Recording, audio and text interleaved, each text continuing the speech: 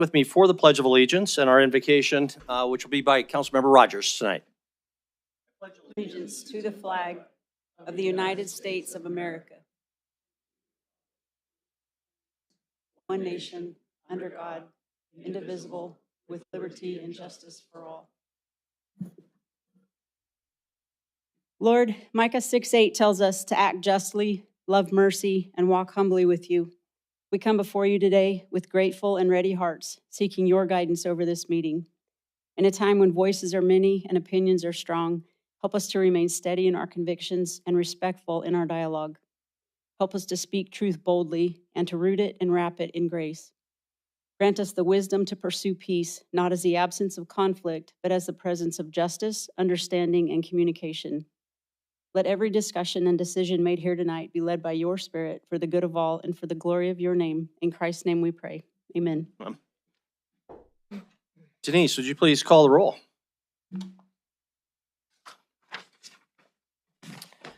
Councilmember Shaw. Excused? Or I'm sorry, She she's is available online. online. I Yep. apologize. Gulick. Here. Neese. Present. Owen. Here. Rogers. Here. Kennedy. Excused. Aspenlighter. Here. Tidswell. Online. He was online. Councilmember Tidswell, can you give us a verbal confirmation you can hear us?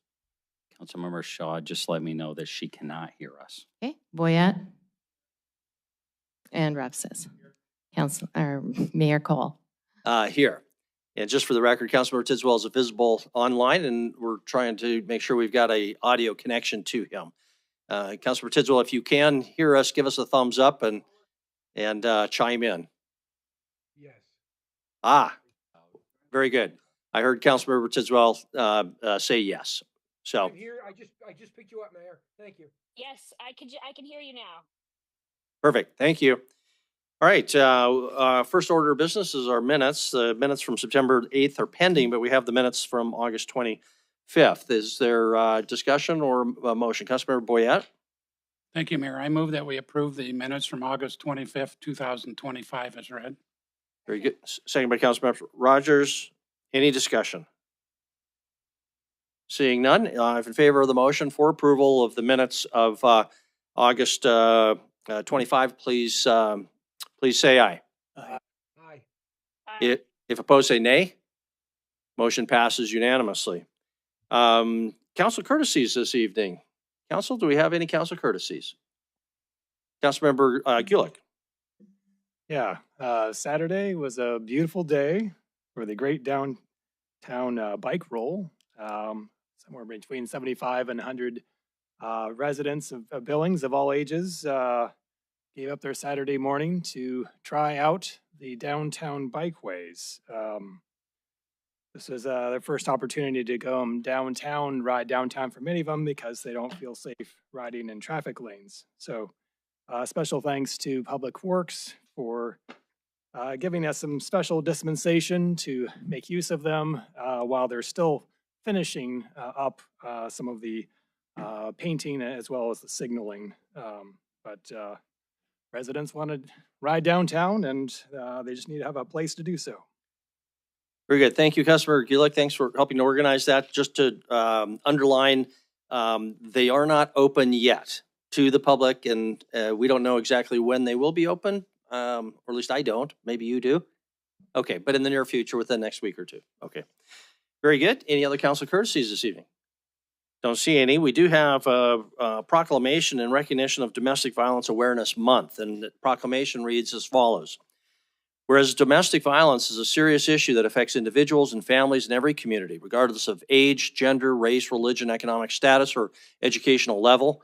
And whereas in the United States, more than 10 million adults experience domestic violence annually, and 1 in 4 women and 1 in 9 men have experienced severe, intimate partner violence in their lifetime.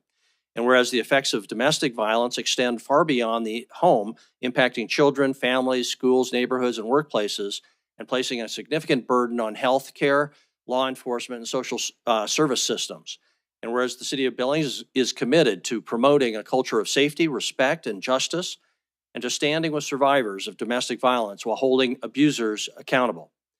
And whereas local organizations work tirelessly to provide shelter, advocacy, and support for survivors and to educate our community about prevention and intervention strategies.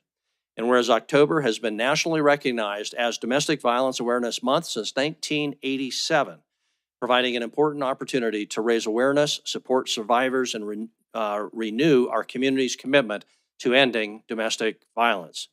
Now, therefore, I, William Cole, Mayor of the City of Billings, do hereby proclaim October 2025 as Domestic Violence Awareness Month in Billings and urge all citizens to speak out against domestic violence, support survivors, engage in prevention efforts, and promote healthy, respectful relationships in all aspects of life.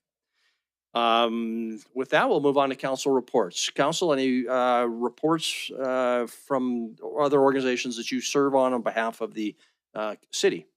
Any council reports? Seeing none, we'll move on to our city administrator report. Chris. Yeah, Mayor and Council, I've just got a handful of things. First, a brief update on animal control and the incinerator. We did get word this afternoon that the assessment plan, which is a document created by Northern Industries Hygiene, that plan has been presented to YVAS. We've asked YVAS to share it with us so that we can, it is the key document relative to having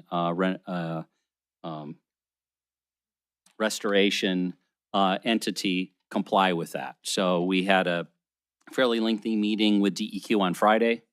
They confirmed absolutely the approach is exactly right, that the folks at Northern Industrial Hygiene are certified to develop the plan, and by following that plan, that we're taking the right steps. So we'll be anxious to get that hopefully this evening or in the morning so that we can move forward. We have had a couple of restoration firms do walkthroughs so they can be prepared once that plan comes out to quickly get us estimated timeline, cost, so we can get moving forward on getting the facility back up and running and open. Second item is 802 Yellowstone Avenue demolition. So my understanding is the equipment is on site. There was some talk they were going to start this afternoon, but I don't know that that happened. 7 a.m. We're being told now that they will start bringing the building down. So that should happen fairly quickly, and they're out on site. Third item is specific to tonight's agenda, which is regular agenda items 9A, B, and C. Public hearings regarding annexation 25-04 and zone change 1070. The applicant has requested a delay. If it is delayed, the public hearing for first reading ordinance for the ward boundary expansion would also need to be continued. The public hearings have been advertised, making it necessary for them to be opened for public comment and then continued to October 13th. That's the request from the applicant, is that we move them to October 13th. The October 13th regular business meeting, if council honors the applicant's request for a delay, council will need to make a motion and approve the continuance for the public hearings to October 13th regular business meeting. And then last, we do not have any ex parte communication that came in late this afternoon. Very good. Thank you. Thank you, Chris.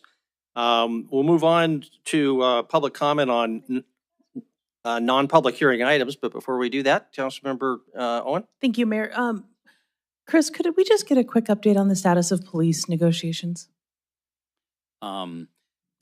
Sure. So there was, per statute, there was a mediation session that took place. It's probably been 10 days ago now. We are certainly open. Those will continue. I don't know if the next one is scheduled yet or not between the bargaining unit and the city, but certainly on the administrative side, we have made our calendars available to get that process done as soon as possible. But the first, that mediation session did not result in a new proposal to bring forward to this body for approval. Just a reminder, the last two tentative agreements have been agreed to at the table, but then have been voted down by the bargaining unit. Okay, but at this point, you feel confident that on the city's side, schedules are open, you are making it a priority, there Without- is no delay? Without a question, we've been very clear that we can open and will and are willing to open schedules to keep things moving forward. Okay, thanks. Very good, thank you. So we're back to public comment on non-public hearing items. Council, you heard the request from the developer to move item 9 to the October 13th meeting. I won't ask for that now, but I'll see if there is a motion after our this initial public comment period on non-public hearing items. And I'll allow public comment on items 9A, B, or C if somebody came tonight. Otherwise, they may never have an opportunity to comment, and they came to our meeting. So I'll ask if there's a motion after our public comment period. So now is the time for public comment on anything where there will not be a public hearing later in the meeting. So that is item 1, which is our consent agenda, and any of those sub-items. Also item 10, which is the renewal of the Citizen Police Advisory Board. And as I just said, item 9A, which is the subdivision and annexation and zone change of the property west of 54th Street. So if you'd like to comment on items 1, Mayor? 9, or 10, this is your opportunity. Councilmember Neese. Yeah, point of order on that. And I can check with Gina on this, but as I understand, we're gonna hear the item 9, all the item 9A and all the sub-items tonight still, but keep it open. And so by us trying to move the public hearing now, don't we need to have a vote to change the agenda to have the public hearing during this? Because our ordinance is very specific that we can't, public hearings for non-agenda items are in the beginning and the other hearings are in the body of that's an ordinance unless we have a vote to change that. I'll defer to our city administrator. I was looking as a practical matter that if it is removed from the agenda, there will be no public hearing. And hence the opportunity should be given to the public to comment tonight.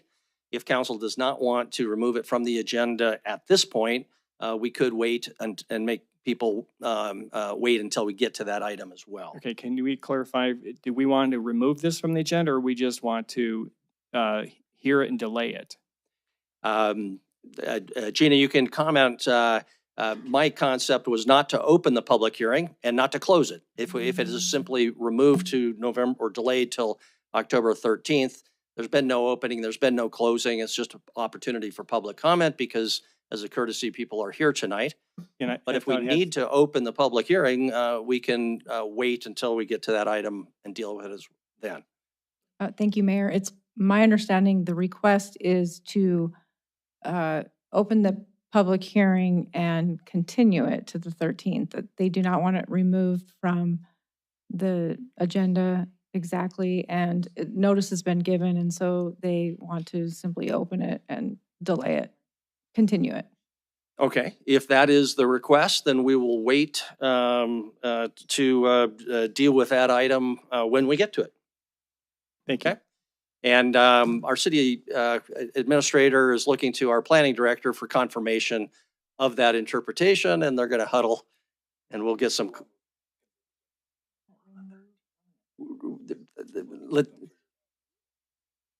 No. So Mayor, I think what I take is your original approach is the approach that the applicant has requested that it be postponed until the 13th.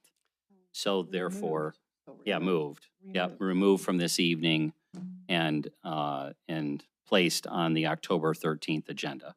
Okay. I think it's been your habit that since someone may have came here from the public to be heard, hence your point in public comment that they could be heard by you, but it would not be in the public hearing. Okay, so that is the request, and so we'll deal with that Thank you for the clarification. after this item. Thank you for that clarification. So as we said before, this is your opportunity. If you'd like to comment on items 1, item 9, or item 10, please come to the podium. Just ask that you keep your comments to 3 minutes and tell us your name. And also, it's always important to speak right into the microphone and keep your voice up so that people watching on channel or Community 7 TV can hear us. Mr. Nelson.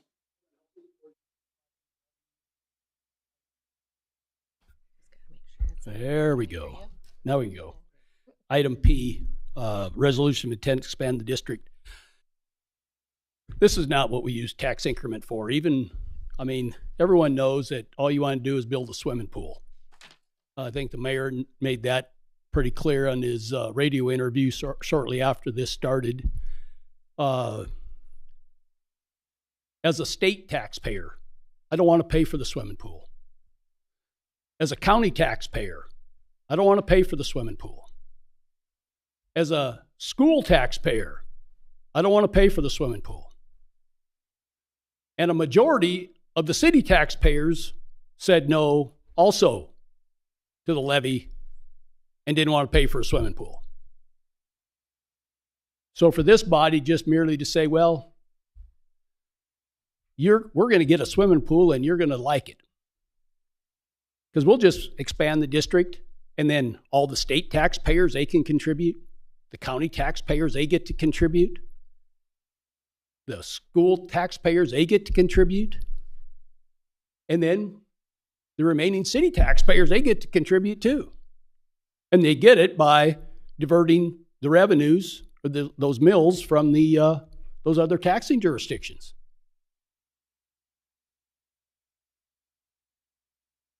The TIF district doesn't end, you think about this, till 2046. So here's a little bit, Elysian School just so happens to have some of their boundary in the city. So in 2008, someone got a pencil around and thought this would be a good idea. So you capture the Elysian School District in the original TIF district in 2008.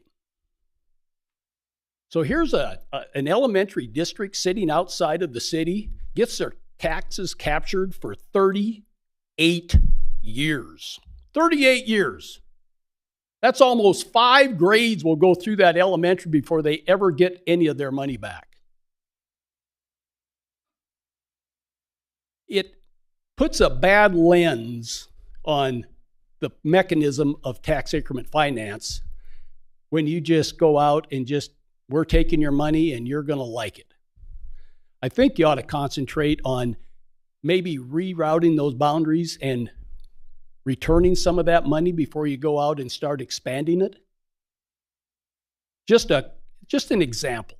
You had Elysian in here a couple weeks ago and you needed to do something for them. They were struggling to find $30,000 to pave their parking lot. But then you go into the city, in the hotel and convention center, you give him $500,000, partially of the Elysian School District's money, to pave his parking lot. It looks bad, it is bad, and I would encourage you to look to another venue to pay for your swimming pool. Thanks. Thank you. Other public comment, please come forward. Representative Denise Joy, Mayor and Council. I'm here commenting on item Q on the consent agenda. I would just say that working on the public arts policy was really very fun. I didn't know a lot of artists in Billings. I didn't know a lot of artists from around the state, but I met them during the process. And I can say that it was the funnest meeting I ever had as a city council member. We had fun with creative people, and the process of thinking outside the box and trying to develop art, public art, was really fun. It wasn't, people say politics are very divisive. There weren't any politics in the room. It was about how to express feelings and attitudes and ideas that the public could grasp onto, that the public would enjoy looking at or experiencing. And that's a lot of fun. And so I'm really hopeful that you will approve letter Q. I do want to say I am very appreciative to the artists I met who took time to work on this, to really vet it, and to bring that creative perspective to what is a city policy that can be a little dry. I really appreciate Riverstone Health and all the people who worked on it there. I appreciate the public who came by time and time again at the Strawberry Festival and tried to win a stuffed strawberry in order to take a poll and help us to hone what the public would really like in a public arts policy. It was a tremendous amount of fun. I don't regret even 1 second of it. I loved the meetings and I loved the process that we were able to use. So I really do hope you approve. Thank you. Thank you. Other comment on items 1, 9, or 10? Is there any other public comment on items 1, 9, or 10? Oh, and I apologize. And the initiatives. I should have mentioned that before. There's also not going to be a public hearing on those items. They are on our agenda. So Councilmember Ripsis has 2 initiatives on our agenda. If anybody would like to comment on those, please make yourself at home. Hello, good evening. God. All right. Is this all right? Okay. My name is Susie Casper. I was born and raised in Billings. My father was in business here for 50 years. He owned Casper's Photo Shop. I went away to school and lived away from Billings. I moved back in January, and when I moved back, I moved into the Shiloh Commons apartments, which, as you know, are 4 buildings along Shiloh Road. The good part is I've got a beautiful apartment. The bad part is that the noise is absolutely unbearable on Shiloh Road. There are souped up cars and motorcycles going all manner of the day and night. We can't keep our windows open. We cannot sit out on our balcony. And very often even the closed windows don't do any good. My neighbors Sam and Joan Minner and I, Sam is here today, met with our councilman, Tom Ripsis, to see what can be done. Tom was absolutely wonderful, very cooperative. I think probably because he feels our pain. He lives in the neighborhood. As a result of that meeting, we decided to petition the city to see if there's something that can be done to mitigate that noise. This is not just a Shiloh Commons problem. As you know, there are residences all the way down Shiloh Road, down to Zoo Drive, that abut Shiloh. I would have to guess there's probably hundreds of people who are feeling this. We wrote a petition which outlines the problem and some potential solutions. We received permission from Mike Stock, who owns Shiloh Commons, and said to say hello to you, Mayor. 3 weeks ago, Sam and I visited every single apartment in the complex, except for 2. Everyone who was home and answered the door was thrilled that we were there to try to get something done about this. They were thrilled to have us come in. We met babies, we had a drink, we had this. They wanted to sign the petition and share their noise stories. We have the petition here, and Sam is going to say a couple things, and then he will drop the petition off. We have copies for all of you. I just want to point out the reason the numbering seems off is because we had people sign our petition, and then we were also allowed to keep one in the leasing office, so people have signed there. So anyway, thank you so much for your time and for your ear. We're very, very grateful and hope that maybe you might be able to help us out on this. Thank you. Very good. Thank you. And you can just leave the copies of the petition with the city administrator, and he'll distribute them right there.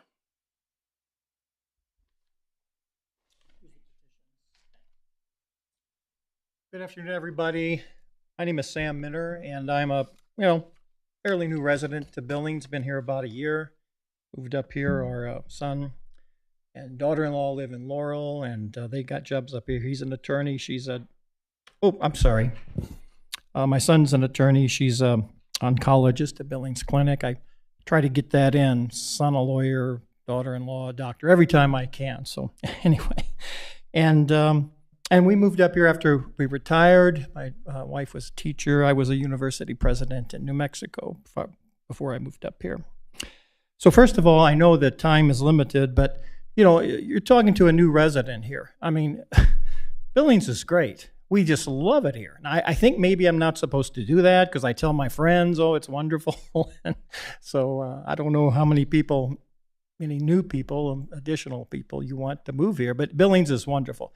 We've just loved it so much. Your trails, the farmers market, the museums, the cultural amenities, the dog parks. I mean, even my experience at the DMV was just a wonderful experience. You don't hear that every day, but it really was. So you all are doing a really, really good job, and those before you have too. But so we took an apartment on Shiloh Road. It's a great apartment. We're very happy there.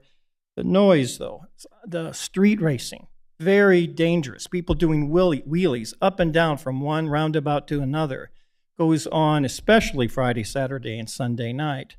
Last night, I I found an app that measures decibels, and I put in there. And so last night, just last night, and this morning, 9:49, 10:12, 11:02, 11:09, 11:45, 12:06 a.m., 1:33 a.m., 2:18 a.m., and I just gave up.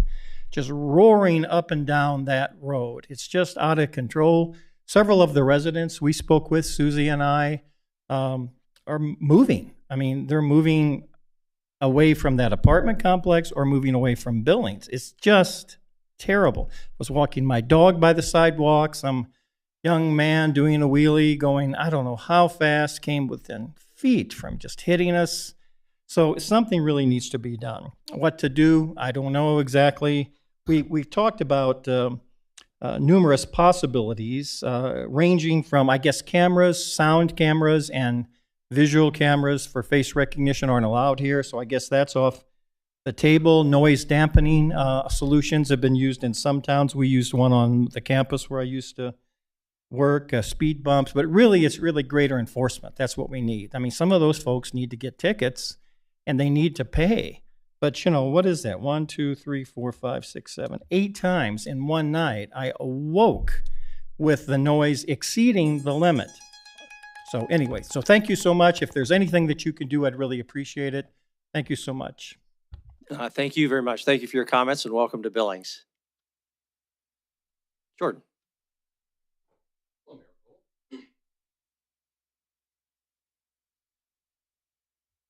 Hi, I'm Jordan Weber. I live on Park Lane, and I had zero idea that the noise initiative was going to be on the agenda tonight, so it's just a happy coincidence that I'm here. I live on Park Lane, which, if you don't, on the north side of Park Lane, which means my backyard butts up right against Rimrock. And there's been more than one night where I've been woken up at 3 a.m.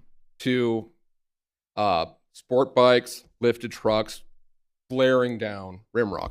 And that was obnoxious before I was 40 years old with a 2-year-old. So I'm begging you, move forward with this initiative, because I'd like to get a good night's sleep again and not have to worry about somebody with a big truck waking up my 2-year-old at 3 in the morning.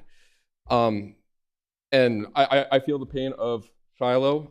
One thing about Park Lane, we're below Rimrock. So Rimrock Road is at about ear level for us. So there's nothing stopping that noise. So yeah, please. Thank you. Thank you very much. Any other public comment on items 1, 9, 10, or the initiatives? Any other public comment before we close the public comment period? Any other public comment? No one's standing up. No one's moving forward. So we'll close the public comment period on those items and move ahead with our consent agenda. First, Council, are there any separations? Councilmember Aspenleiter. Thanks, Mr. Mayor. I would request that we separate agenda item 1D. 1D, contract for professional services, work order 2524, Safe Streets for All. Any other separations? Councilmember Ripsis. Thank you, Mayor. I'd like to separate 1P to expand the boundaries of the SPURA. Very good. Any other separations? Councilmember Neese? 1Q. I'm sorry. Yeah, 1Q. 1Q, resolution establishing public arts policy. Anything, other separations? Okay, don't see any others. We'll move ahead with the non-separated items. Councilmember Boyette. Thank you, Mayor. I move that we approve the agenda, or the consent agenda items except for 1D, 1P, and 1Q. Second by Councilmember Rupsis. Discussion now on the motion. Is there any discussion on the motion? Seeing none, we'll proceed to a vote. Motion is for approval of the non-separated items, which accepts those three separated items. If in favor of the motion, please say aye. Aye. Aye. If opposed, say nay. Motion passes unanimously. First separated item up is item 1D, contract for professional services. Councilmember Asselmeyer, that was your separation. Did you want to lead off on that in any way? Yeah, I don't have any questions. I think my email got my point across primarily. I don't think we're being effective or efficient in the way that we approach this project. I think it's overblown from an engineering perspective. I think the cost is well over what it needs to be to get done what we need to get done here. I think we have conflated this into a much bigger project, making it, we're spending way more dollars on soft costs than we are, than is what's necessary or needed for sidewalks and trails. I appreciate the explanation, but the explanation to me was more of a justification of why and not a willingness to sit down and take a look at how we actually do these things and how we do them better and more efficiently and effectively. I'm going to vote no. I don't have any questions. My questions have been answered or they're not going to be answered. So somebody else can make a motion. We can move forward. Very good. Thank you. Is there a motion or other questions or discussion? Councilmember Boyette. I would make the motion, but I'd still like to hear from our Public Works Director, just as a comment on this D before we vote, if she's Very available. good. I believe either our Public Works Director or actually our City Engineer, Mac Fogelson, I think was the one who was designated to respond. So.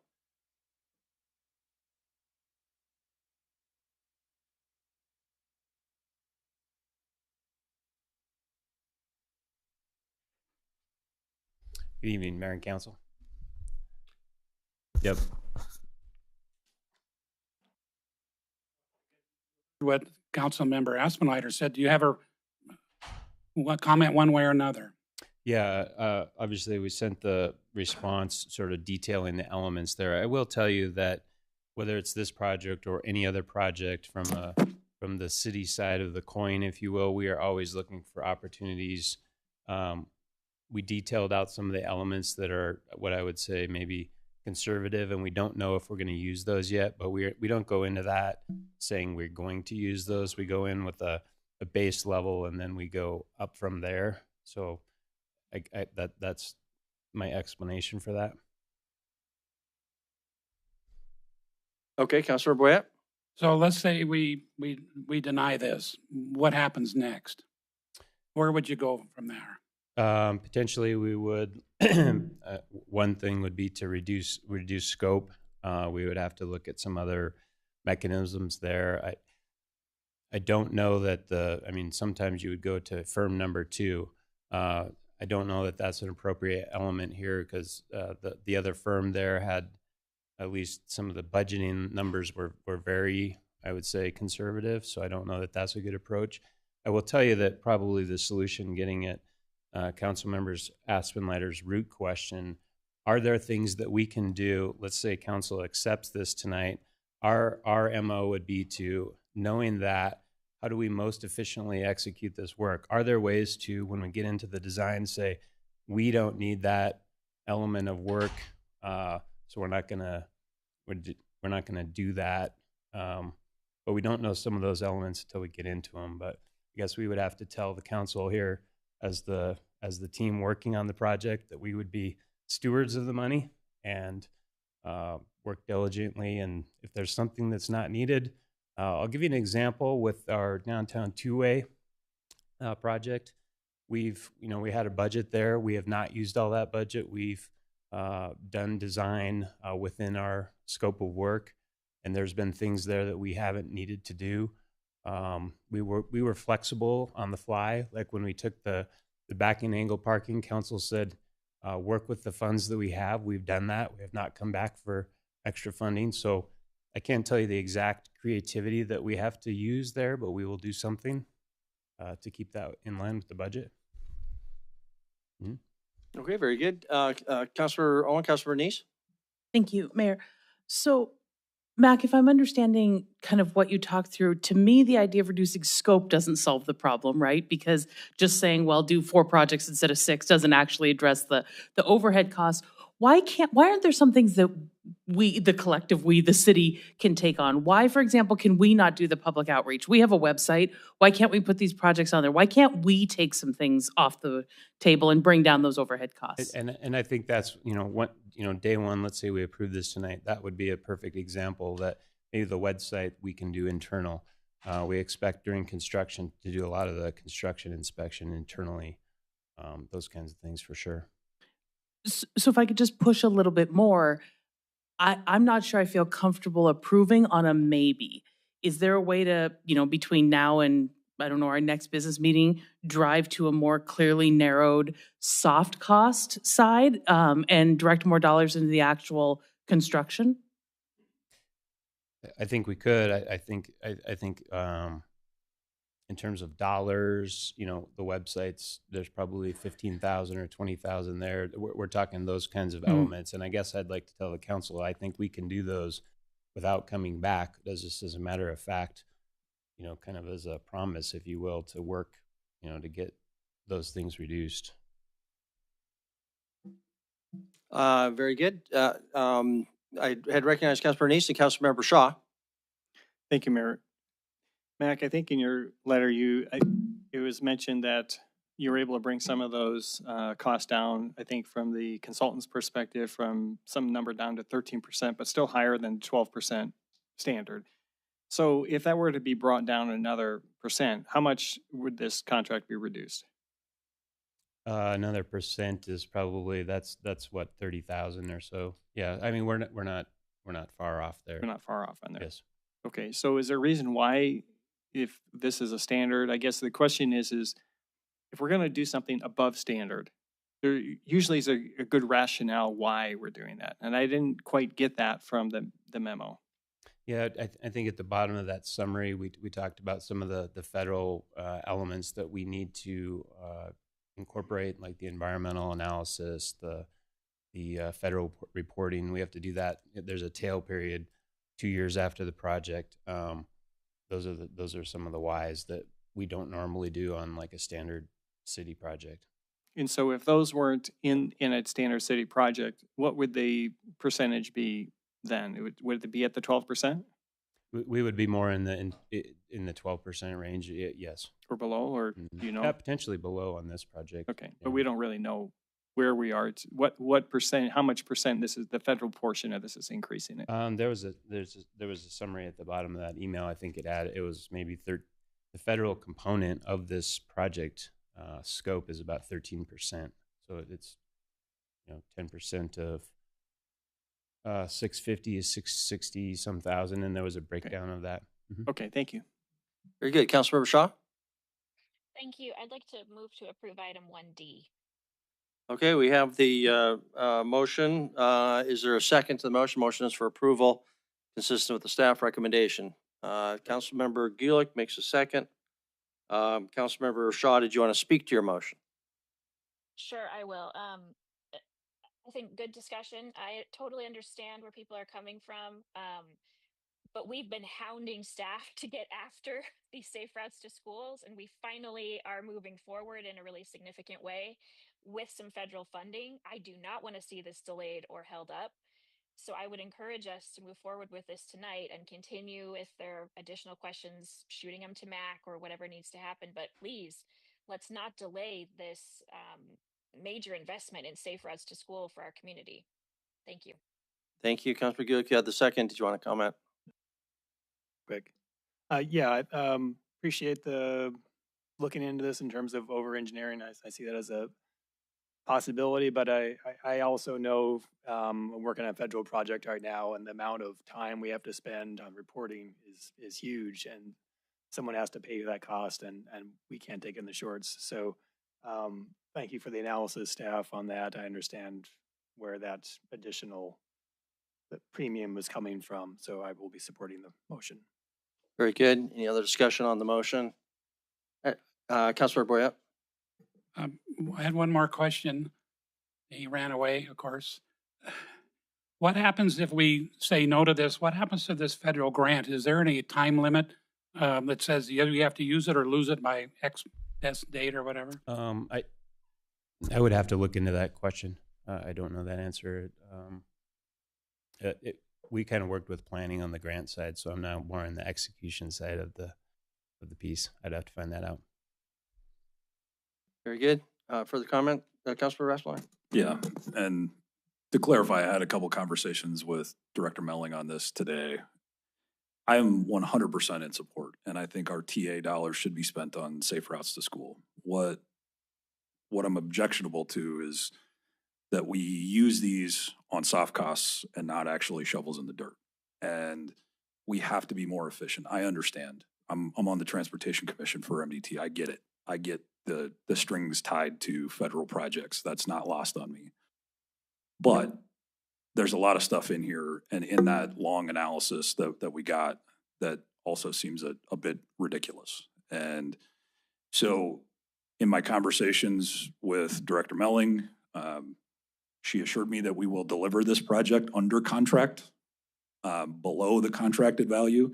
I suggested to her that she could start by reducing the $55,000 that we're proposing to spend on public outreach for projects that have already been included in a Safe Routes to School planning document for things that have already been talked to death about.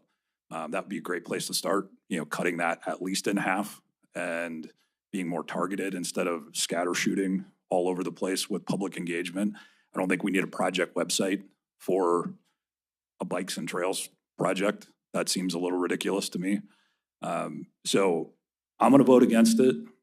I think we need to move these things forward. I'm going to vote against it in principle. But we need to be smarter about how we approach these things. I think we got the answer in the contract we got because of our process. We did not get, our process is the problem. The contract is not the problem. Our process is the problem. And that's something that we need to figure out and fix. Very good. Thank you. Any other comment?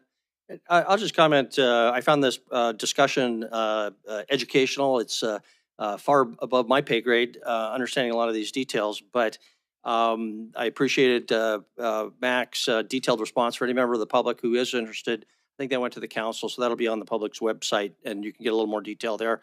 Appreciate Councilor Aspenleiter's expertise, but I also know in my own experience there are such things as economies of scale. And if there's anything that this project does not have, it's economies of scale, because it's really 19 different projects. Now, it's better than truly bidding them out as 19 separate projects. But whenever you have to deal with 19 different locations, it means you got to go to 19 different places, different paperwork for 19 different projects. And when we are talking about what our standard percentages, that's on a single project. So I would expect that any combination of a series of small projects is going to be more expensive to deal with. And ultimately, though, I have to trust our staff. I also have to trust the market. This was advertised for 5 weeks. We got 3 responses. This is what we have. That's the market at rate or at work. So I have some confidence. Also, when you divide the total cost, $672,000, by those 19 projects, by my math, it comes to about $34,000 a project. That's a lot of money for some of those really small things. It's a very little amount of money for some of the much larger projects. But once you divide that out, and it's not just design, that's only 2 of the 10 elements of each project. Each one of those then has a series of subtasks.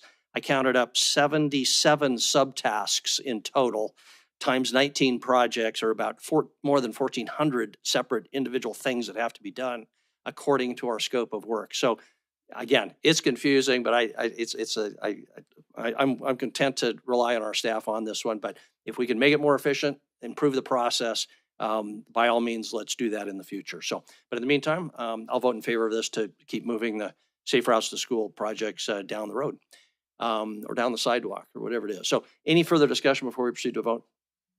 Okay, so if in favor of the motion by Councilmember Shaw, in favor of item 1D, please say aye. Aye. If opposed, say nay. Say nay. Or if opposed, please say nay. Nay. Voting in opposition, Councilmembers Aftenleiter, Rogers, and Tidswell.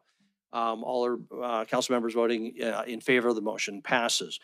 Next separated item is item 1P. Councilmember Rupsis, that's the resolution of intent to expand the Suburra boundaries. That was your separation. You want to start us? Thank you, Mayor. I just separated this, so I intend to vote against it tonight. I have had reservations about this, but I'm inclined to support the expansion of the Suburra TIF district.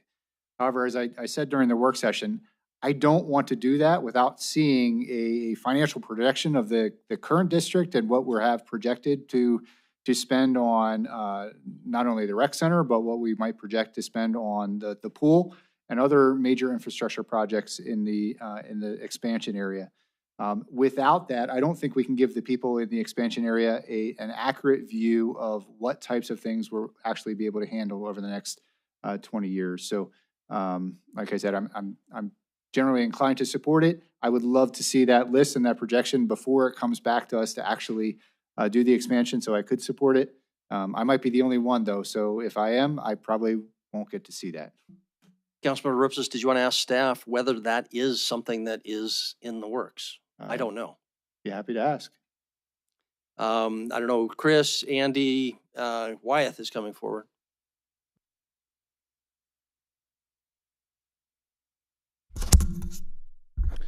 Hey, Councilmember Aspenleiter, excuse me, Councilmember Rupsis and Mayor and Council. So I think I'm understanding your question in terms of projects you mentioned both in the current district, also in the expanded area, obviously specifically with the pool as one project, but other projects that would be identified. I guess the first thing is no, we do not have that today. We certainly have it we have a whole budget for South Billings, so that's readily available, and there's the numbers that have been proposed for the pool, and Andy, we can certainly share that.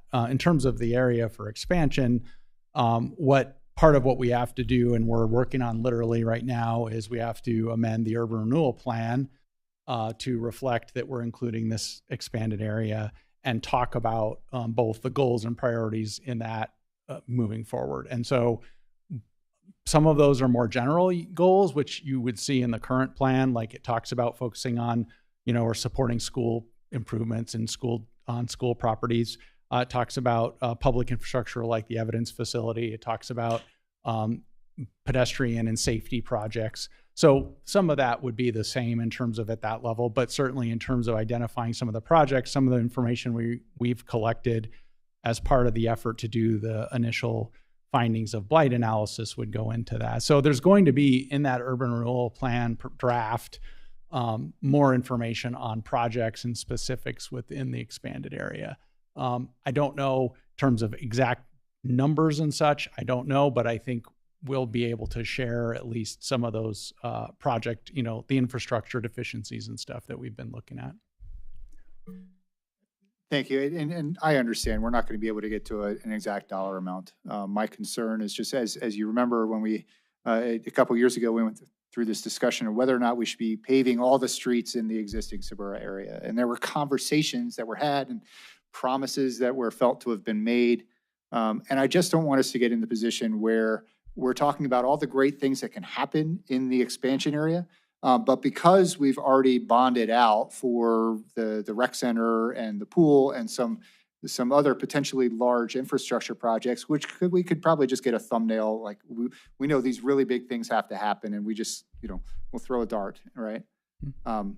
That there may be very little capacity there to do other projects throughout the district. And I just want to make sure that we're presenting an accurate representation of what we can do, or what we have some expectation of being able to do, not which specific projects necessarily, which exact dollars. We can't hold ourselves to that, but I just want to know that we're going to have the capacity to do that before we make these promises. So for tonight, I'm a no for that reason, because I haven't seen that. But if we can get there before it comes back with the actual resolution to expand, then I'll be happy to support it. Thanks. Very good. Further discussion, Councilmember Gillick? And just a reminder, we don't have a motion on the table yet. Councilmember Shaw after Councilmember Gillick. Okay.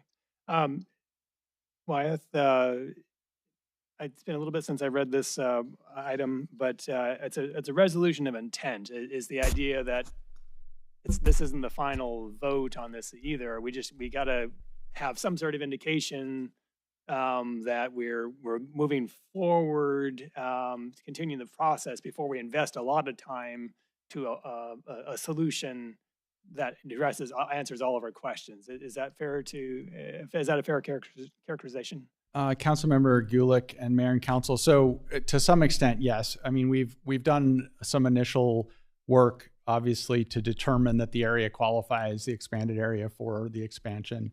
Now we're moving forward with analyzing, as I just mentioned, the analysis, looking at the current urban renewal plan and what updates and amendments would need to be reflected there. But you're correct in the sense that tonight is kind of the council putting the community and the property owners within the current district and the expansion area that, yes, we are intending to move forward with this process. We're intending to now tonight set a public hearing to actually make the decision on the process. And we're actually going to, as part of this, have a community meeting on October 9th at Orchard School to provide information about the process, which isn't part of the statutory requirements, but it's something we do. And we have to also, as part of that, notify everyone within the existing district and the expansion area. So this is that piece that says, yes, we're moving forward, we're setting the hearing, we're going to have these things happen in the meantime, and then we'll come back here for the ultimate decision in the end of October. Great, thank you. Mayor, I'd like to make a motion. I move to approve item 1P, the resolution of intent to expand the boundaries of the South Billings Urban Renewal District. Very good. Councilmember Shaw indicated she wanted to make the second, so I'll do that. Did you want to speak further to your motion? And Councilmember Shaw? Thank you. No? Councilmember Shaw? Yes, thank you. I just wanted to add, because there'd been a public comment at the beginning related to this item, that we have seen applications from schools within these TIF districts come forward. In my time on council, I've never seen council turn them down. And so I know we've done a number of things over the years. So for the school districts, keep that in mind, that this is also a potential resource, especially for those small dollar things, because I think Councilmember Ripsis is right. We've got to get a good handle on, the total scope of money, but there will be, hopefully, as the increment builds, some more small dollars here that can be spread around, not just some of the city focused projects, but to the school districts as well. Thanks. Very good. Thank you. Further discussion now on the motion. Councilmember Rowan?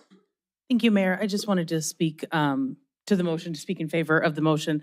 I think it would be hard to define a part of Billings more in need of urban renewal than what is being expanded here in the in this boundary. So I think this is probably one of the most square fits into statutory language that we have. And I think I just really want to compliment the planning department staff for the thoroughness of the report. And I think it's important we remember too that these TIF districts are not static. So while the financial projections that exist today are what they are, this opens up a tool to attract development to a part of the community that desperately needs it, where there's clearly identified infrastructure gaps, many of which can be filled through the private sector.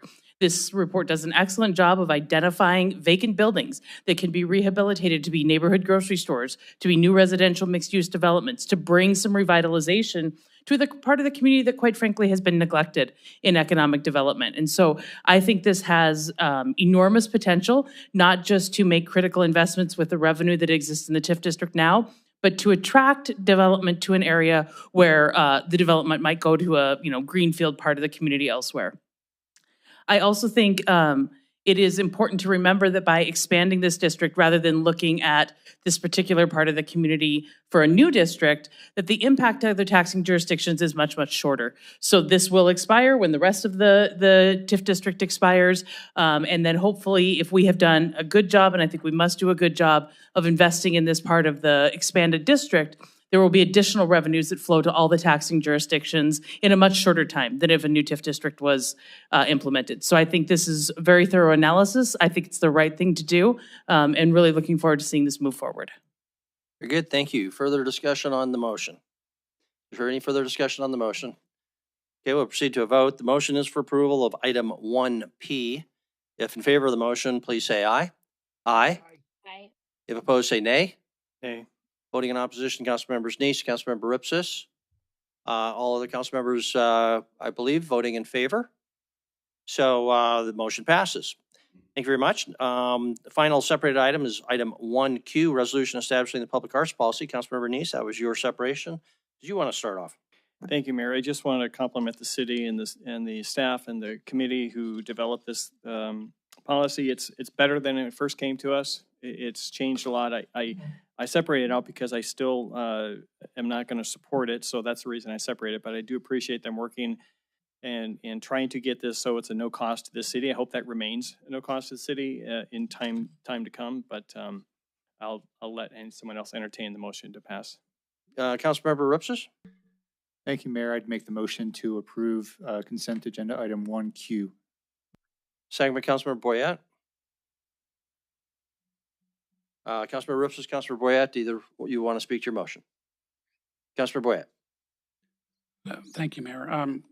Last year, a friend of mine was a artist making metal sculptures, and he said, "How am I gonna? I have something I'd like to donate to the city." We ended up going to Mike Pigg, and he said, just put it wherever you want." That's not. We need this. We need somebody that knows what art is. They have some standards, where to put things, how to do things, some stories. So we really need this moving forward. Is it perfect? Probably not, but we need to start somewhere right now. Very good. Any further discussion on the motion? Seeing none, we'll proceed to a vote. Motion is for approval of item 1Q, public art policy. If in favor of the motion, please say aye. Aye. Aye. If opposed, say nay. Nay. Voting in opposition, council members Neese, Councilmember Aspenleider. All other council members voting in favor, motion passes. That concludes item 1, the consent agenda. It brings us to our regular agenda. Denise, would you like to please read item 2? Public hearing to receive input on FY 2024 and 2025 draft comprehensive annual performance evaluation report. That's the caper. There's no action necessary by council this evening.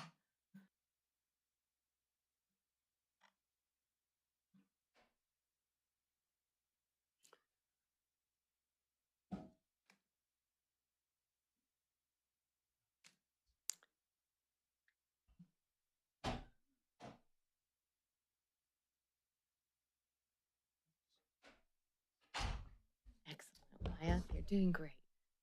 Yeah, almost. You're almost Whoops. there. Get your start up at the top.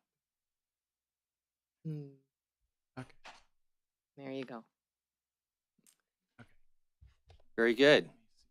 Welcome, Brenda. Brenda, if you would introduce yourself and pull that microphone down so it's real close to your mouth, please. Thank you. Right. Hello, folks. Mayor, Honorable Mayor and City Council members, I'm Brenda Beckett with the Community Development Division.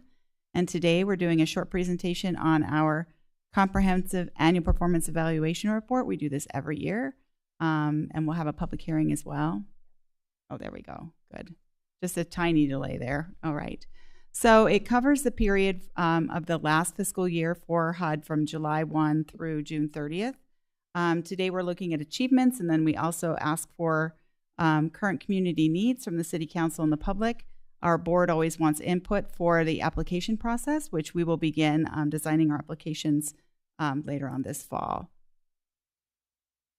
And the governing structure, you all know the basic governing structure of the City Council. And right, we also have 2 board openings right now. Well, no, we have 1 board opening right now because it sounds like we got 1 assignment today during the consent agenda. So that's fabulous. Thank you so much, Mayor, for that. This is the 5th year of our consolidated plan reporting. So, and we, you folks had just approved the consolidated plan for the next 5 years in April. And so what we're kind of looking at during this time period is from 2020 to 2025.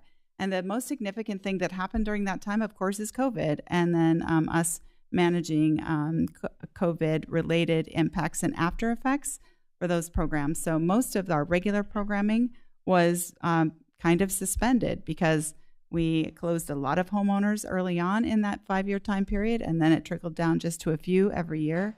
And I think we ended up closing 107 first-time home buyer loans during the entire 5 years. But the highest impact that we had was through the coronavirus funding that we received, and also home ARP funding. And those were also COVID and pandemic-related allocations from HUD. So just a few of the accomplishments. I'm sure you'll be able to check out the rest of the accomplishments in the CAPER itself. But Mitchell Court Affordable Housing Development Project, there'll be 32 total units, and home assistance is actually assigned to 6 units. So whenever we see the reporting outcomes for this, it'll be 6 units, but we all know it was 32 units that were currently under construction. I believe that they're looking at completion of construction and lease up by December. HVAC replacement in the Washington School. We actually didn't see this accomplishment in our last reports to you, but we wanted to call that out. It was a $300,000 allocation for HVAC, and that was spurred on by the Delta variant that happened at the end of 2020 that targeted more children. Boys and Girls Club foyer expansion. That was another large project. If anybody's been there before the expansion, there was just kind of a channel to bring people in, and there was no way to offer social distancing, so that was facilitated by this funding. And of course, the public restroom. I was shocked by there's 100 flushes a day just about in that thing. So I was absolutely surprised by that, the high use that unit gets downtown. Other parks amenities, at North Park, you can see all of those. There's the bulb out. We had a question about that today. And adult exercise equipment that's also been very popular, and touchless features and a new restroom. The St. John's foreclosure program, that property is finished and it is up for sale. We have a little sale flyer that is kind of being circulated everywhere, and I believe it's also been listed on Zillow over the past couple of weeks. And the current project is the Park Hill Drive foreclosure project, and it's a very, very big house. I'm hoping to get everybody there for a tour whenever it's completed. It's a beautiful historic home. So home ARP, this home ARP funding is just for supportive services, and you can see the services under each organization. And right now, I think that District 7 HRDC and Alternatives have done, they have re-upped on their grant agreement, so I think that they're at $200,000 each. And the Native American Development Corporation is still working on their first $100,000 grant. And so those are the services that are being offered. And you can see that hundreds of families were served from July 1 to June 30th last year. We're also working on a lead water line replacement assistance program with Public Works, and this is the work that has been done to date for that. Our staff has boiled down the list of homeowner-occupied residential properties, and there's also an information postcard that's been put together with a little QR code for a survey that says, are you going to be interested in this funding, interested in this this program? And we're also working on policies and procedures, but we also need to wait for the Public Works Department. They have a flyer that it has requirements that for public notification that have to be met by, as issued by Montana Department of Environmental Quality. And so they're waiting for that clarification from them. Today we're looking at holding a public hearing, and the CAPER does not require any action. That's it. Very good. Thank you, Brenda. I'll ask council if you've got any questions for Brenda, after which we will open up our public hearing. Again, this is not an item that requires approval, but we do have to have the public hearing. And it is an opportunity for questions. So does anyone have questions for Brenda? Councilmember Ripsis? Thank you, Mayor. Actually, it's not for Brenda. Would it be okay if I asked a question to Chris? Absolutely. All right. So, Chris, in the CD memo attached to the staff report, it mentioned that knowledge of fair housing laws is one of the impediments to fair housing choice. As you know, council approved a small amount of money in this year's budget to help boards with their community engagement efforts, to communicate with the public and collect information from the public and share information, all those things that they could really do. Have the boards been informed that this exists and know how to tap into it? It seems to me that I don't want to put any words in their mouths, but it might be something that this particular board might want to tap into. Councilmember Rupsis, I believe they are, because I think we've had the conversation, the questions come up from some of those boards is how to best use those resources. I don't know if there's anything more specific that maybe Wyeth could clarify, but we've had a few conversations about that. Yeah, sure. Thanks, Councilmember Rupsis and Mayor and Council. So I think maybe one thing is further clarity on those funds. I think and we have talked about it certainly with the Community Development Board at their meetings. I think part of what we probably need to clarify with you and with the budget is that our understanding was potentially some of that, or that was initially, might be used for some research and investigation into different housing models and programs and things. If it's able to also be accessed for some outreach and educational components, then we would also look at that. So I guess it may be partly on us and just understanding what I think that's like. Actually two different things. There was one allocation for the boards themselves to do, and the other thing is we were talking about that housing programs. Right. That's a different. I'm just asking about the money allocated for the board specifically to do community outreach. Okay. Then we'll have to follow up on that then. I appreciate that. Thanks. Very good. Again, it's an opportunity for questions for Brenda or staff. Are there any other questions before we open up for public hearing? I don't see anybody online. Don't see any raised hands by the board. So we will now open the public hearing for members of the public who are with us this evening. This is your opportunity to comment on item number 2, the comprehensive annual performance evaluation for the community affairs or community development division of the city. If you'd like to comment, please come to the podium. Is there any public comment on item number 2? This is a public hearing. Is there any public comment on item number 2? Before I close the public comment, last chance, no one's standing up, no one's coming forward, we'll close the public hearing on item 2 and move ahead if there's nothing else from council.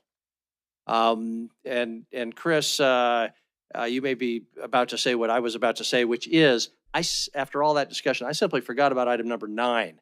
I never asked for whether the council wanted to address that, and I apologize for that. We did give an opportunity for the public to comment. There wasn't any comment, so I think we're good. If there's a motion, you want to make that now, we can deal with it. Otherwise, if there isn't a motion, we'll deal with it when we get to item number 9. Councilor Boyette. Thank you, Mayor. Okay, I'll make the motion to move item number 9 with A, B, and C to October 13th and to continue the public hearing at such time. Yeah, or begin the public hearing. Okay, that's the motion. Is there a second? Second by Councilmember Gulick. Any discussion? Councilor Bernice? What was the reason for the delay? We did get an email. Chris, can you summarize that? The applicant did give a specific, they've got some loose ends. Hunter was their contact person, so he'll give you the lowdown. Thank you, Hunter. Good evening, Mayor and Councilor Neitz.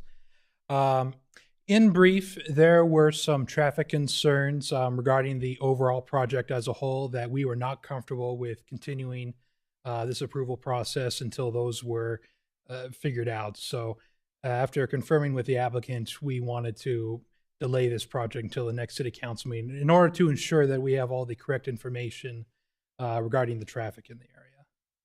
Okay, thank you.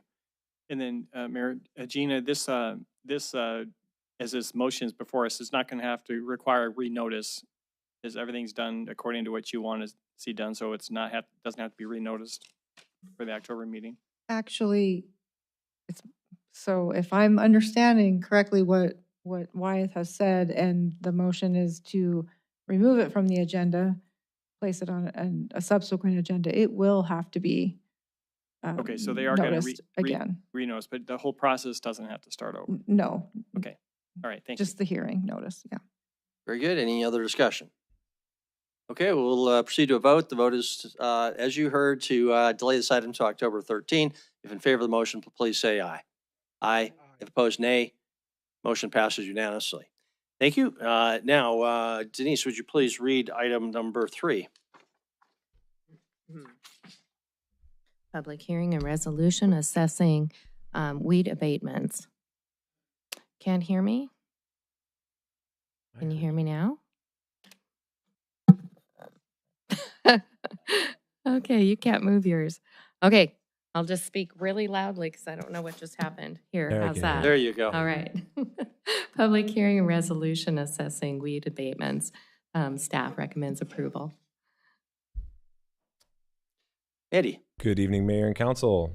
I have a few items before you, so we'll work through them in order, of course. Item 3 is the weed abatements. There were 34 properties. There are 34 properties on the resolution before you presently, totaling $7,000. These we do this twice a year. These are to assess the weed chart, the weed mowing when it's not addressed through code enforcement. Some pictures there for you, and just a sample of before and after. Since this agenda has been published, we have had 7 people come in and pay. So I would ask that you amend Exhibit A to that resolution to replace it with this Exhibit A, which has 7 fewer properties since they have paid. So the total outstanding as of, I think, 1:30 this afternoon is $5,599.18. That's all I have for this one, Mayor. A reminder, it's a public hearing. Very good. Questions for Andy or motion? Councilmember Denise? Public hearing. Or I apologize. Thank you very much. Yes, this is a public hearing. If you would like to comment on item number 3, the proposed weed abatements, please come to the podium and tell us your name and keep your comments to 3 minutes. Is there any public comment on item 3? Any public comment on item 3? This is a public hearing. No one's coming forward. We'll close the public hearing. Now, council, any questions or motion? Councilmember Nice? Mayor, having conducted a public hearing, considered written and spoken public testimony, I move to approve the resolution assessing weed abatements as recommended by staff, and with the exhibit being adjusted by the removal of the properties that have been paid. Very good. Second by Councilmember Boyette. Either of you like to speak to your motion? No. Any discussion by the council? You heard the motion. Motion is for approval with the amended Exhibit A. If in favor of the motion, please say aye. Aye. Aye. If opposed, nay. Motion passes unanimously. That completes item 3. Denise, would you read item number 4? Public hearing and resolution assessing nuisance property abatements. Staff recommends approval. Andy. Good evening, Mayor and Council. There are 2 properties that we're requesting be assessed for nuisance property abatement, both identified in the staff memo as well as up on the slide, a total of about $1,500. These funds will be used to reimburse the general fund, which code enforcement pays for the abatement initially, and then these funds would reimburse for that. Here again, a few before and after photos, and Tina is here. If there's questions specific to this, on these ones, there is no need to make an amendment as those 2 properties are currently outstanding. Okay, very good. Any questions for Andy? Don't see any, so this is a public hearing. If anyone would like to comment on item 4, the proposed nuisance property abatements, this is your opportunity. Please come forward to the podium. Is there any public comment on item number 4? This is a public hearing. Last chance. Any public comment on item number 4? No one's coming forward, so we'll close the public comment period. Councilmember Aspenleiter. Having conducted a public hearing, considered written and spoken public testimony, I move to approve the resolution assessing nuisance property abatements as recommended by staff. Second. Second by Councilmember Nice. Either of you like to speak to your motion? just to thank Tina and her team for the work that they're doing. This isn't tough.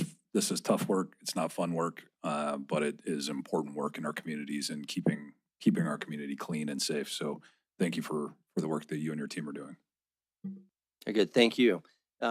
Anything else, Councilmember Neese? Just ditto. Council, anything great else job. in the way of discussion?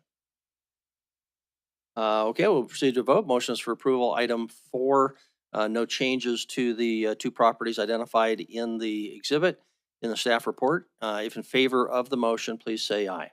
Aye. Aye. If opposed, nay. Motion passes unanimously.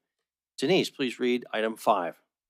Public hearing a resolution assessing false alarm responses. Staff recommends approval. Andy. Good evening, Mayor and Council. This is actually the first time you've ever assessed false alarm violations. A couple of years ago, you guys passed an ordinance for false alarm charges on commercial properties. I believe after the second free one in a calendar year, it's $250 per visit by police and fire. And the ones that remain unpaid, your resolution or ordinance, I don't recall which, allow for the assessment to go on to taxes. These are all significantly past due. Here again, we did have some come in and pay. So the total now of the amended Exhibit A is $11,750. So asking that you approve this or these assessments with the amended Exhibit A. Very good. Questions for Andy. Andy, I'll just start. How's it going? Now that since this is the first time we've done this, is everybody happy with the terms of our ordinance, or not that we're going to do it tonight, but just looking down the line, do we need to make any changes? I've heard comments, although I don't know that there's data to support it or not. I'm not saying they're wrong, but I've heard comments that perhaps increasing it at maybe another tier might provide more of an incentive. Some of the larger abusers in town did not respond in the way, the idea was they stop having false alarms. I think some of the large abusers just wrote the check and keep on going. These are just the ones who haven't paid. So, there's a few people who didn't seem to change their ways, but I don't have any data to support whether that's true or not. But You know the total number of assessments that we have levied, paid and unpaid, since we started the ordinance, or per year? Or... Yeah, I think annually we bring in, I want to say about $50,000 combined between police and fire assessments. It's not small. So, yeah, I don't know what that necessarily equates to in number of violations. But okay. All right. Thank you. Yeah. Other questions or comments, or and we will have to have a public hearing. Councilmember Neese? Yeah, thank you, Mayor. Andy, I noticed the first one is the Billings Hotel and Convention Center. Have we paid them at the TIF funds yet? Have they already done their project and were paid out? I believe so, yeah. Okay. Yeah. All right. They have since paid this. They have? Yeah, okay. They're scratched off. off. I see. There's yeah. a new list there in Yep. front of me. Sorry about that. Very good. Any further questions for Andy before we have our public hearing? Councilmember Gillick? Andy, then these fines, do they go to the police department or do they go into the general fund? They go to the public safety fund. Public safety fund. I should. Yep. Okay. Thank you. Yep. Okay. Anything further? Councilmember Gillick? Sorry. We need. Yeah, we have to have the public hearing. So, okay, this is a public hearing. If anybody would like to comment on the false alarm assessments, which is item number 5, please come forward. Just ask you to keep your comments to 3 minutes and tell us your name. Any public comment on item number 5? This is a public hearing. Before I close public hearing, any final opportunity? No one's coming forward, so we'll close the public comment period on item number 5. Back to council. Council, we have 2 eager beavers down there. Whose birthday is closest to today? You can make the motion. Okay, well, Councilmember Neese then. You don't even know when mine is.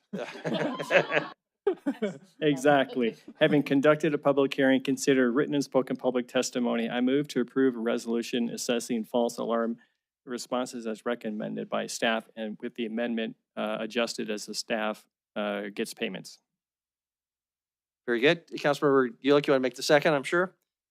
All right. Either of you like to speak to your motion? Councilmember Neese. I would, thank you. I really appreciate this and seeing this is working, seeing the funds that are coming in. That's like half a police officer, as far as what you're talking about. And so it's good to see that the business owners that are causing some of their work are having to pay for it and paying for things. This is something that one of the first things that I think Frank and I worked on a long time ago on city council, trying to get other ways of revenue to offset some of the costs of the city. And so this is one great one. I hope we look for others in the city that we can do something similar to this. So thank you. Very good. Thank you, Councilmember Gulick. Nothing. Other council members? Any further discussion on the motion? Seeing none, I'll proceed to the vote. The motion is to approve item number 5 with the revised exhibit. If in favor of the motion, please say aye. Aye. Aye. If opposed, nay. Motion passes unanimously. Thank you. Denise, would you please read item number 6?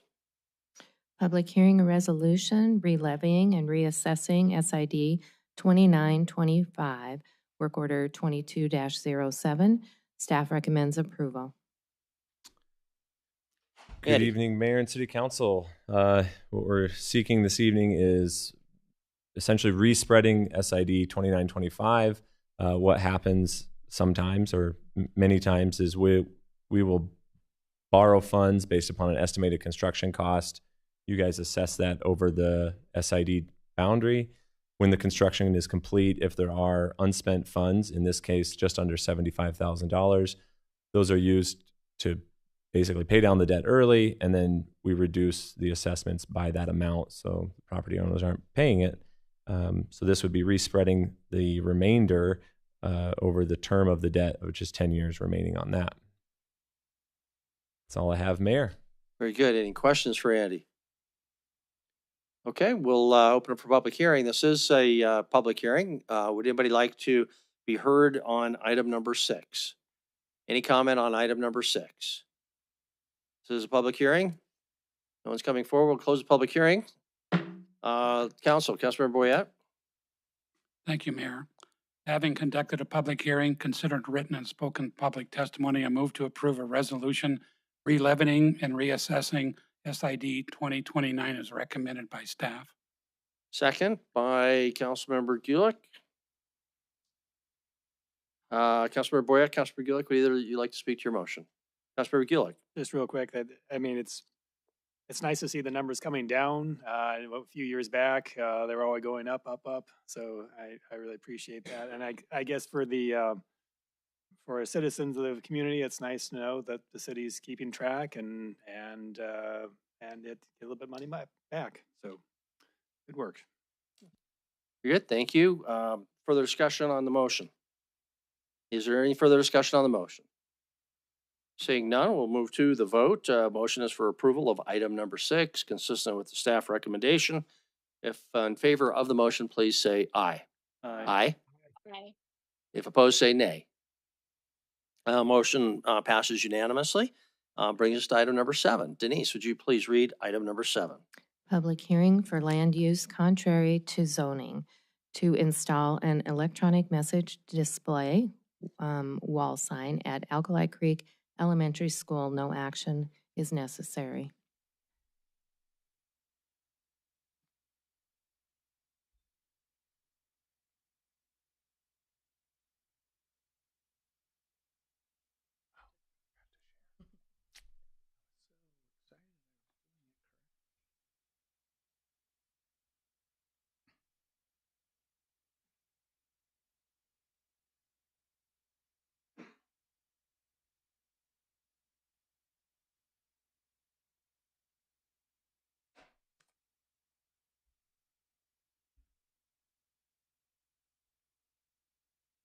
Thank you.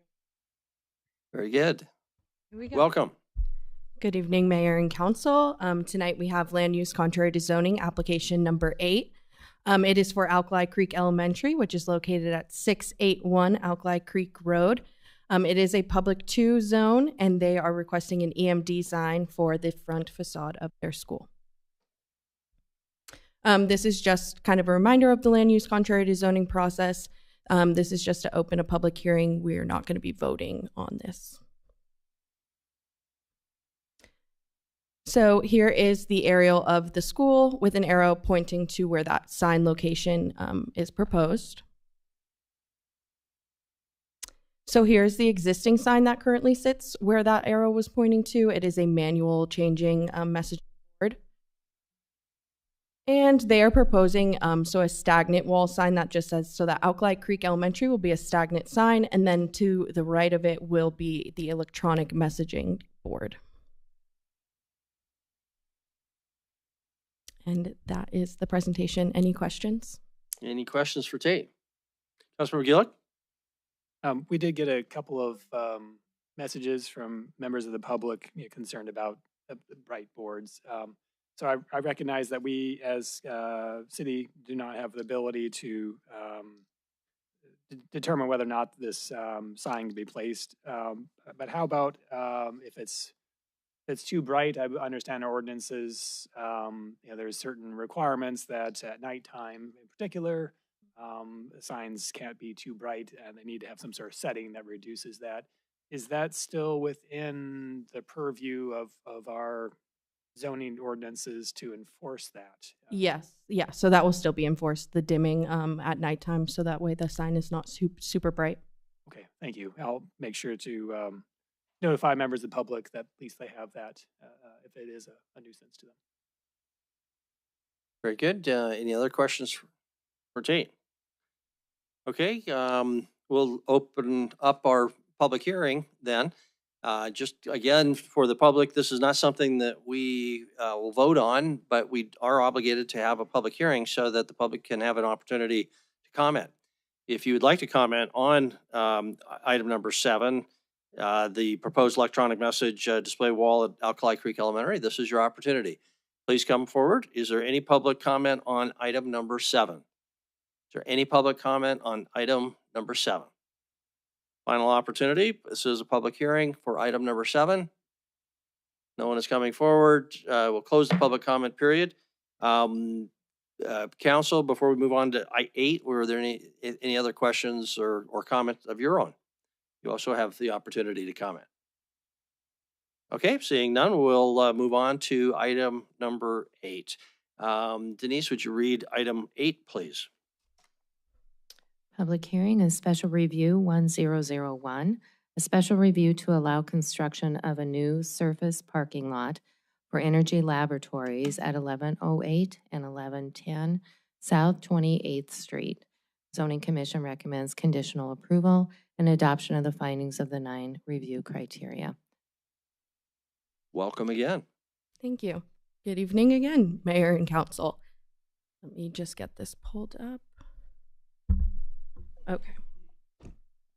So tonight we have special review 1001. It is for a new surface parking lot, generally located at 1108 and 1110 South 28th Street.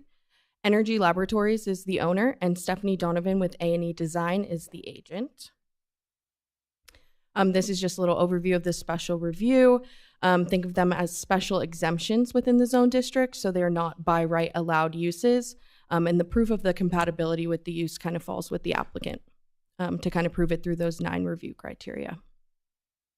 So here's the subject parcel. It's actually 2 lots. Together they make about a 0.4 acre sized parcel. It's currently zoned CMU2, so corridor mixed use 2. It's kind of surrounded by a mix of zoning.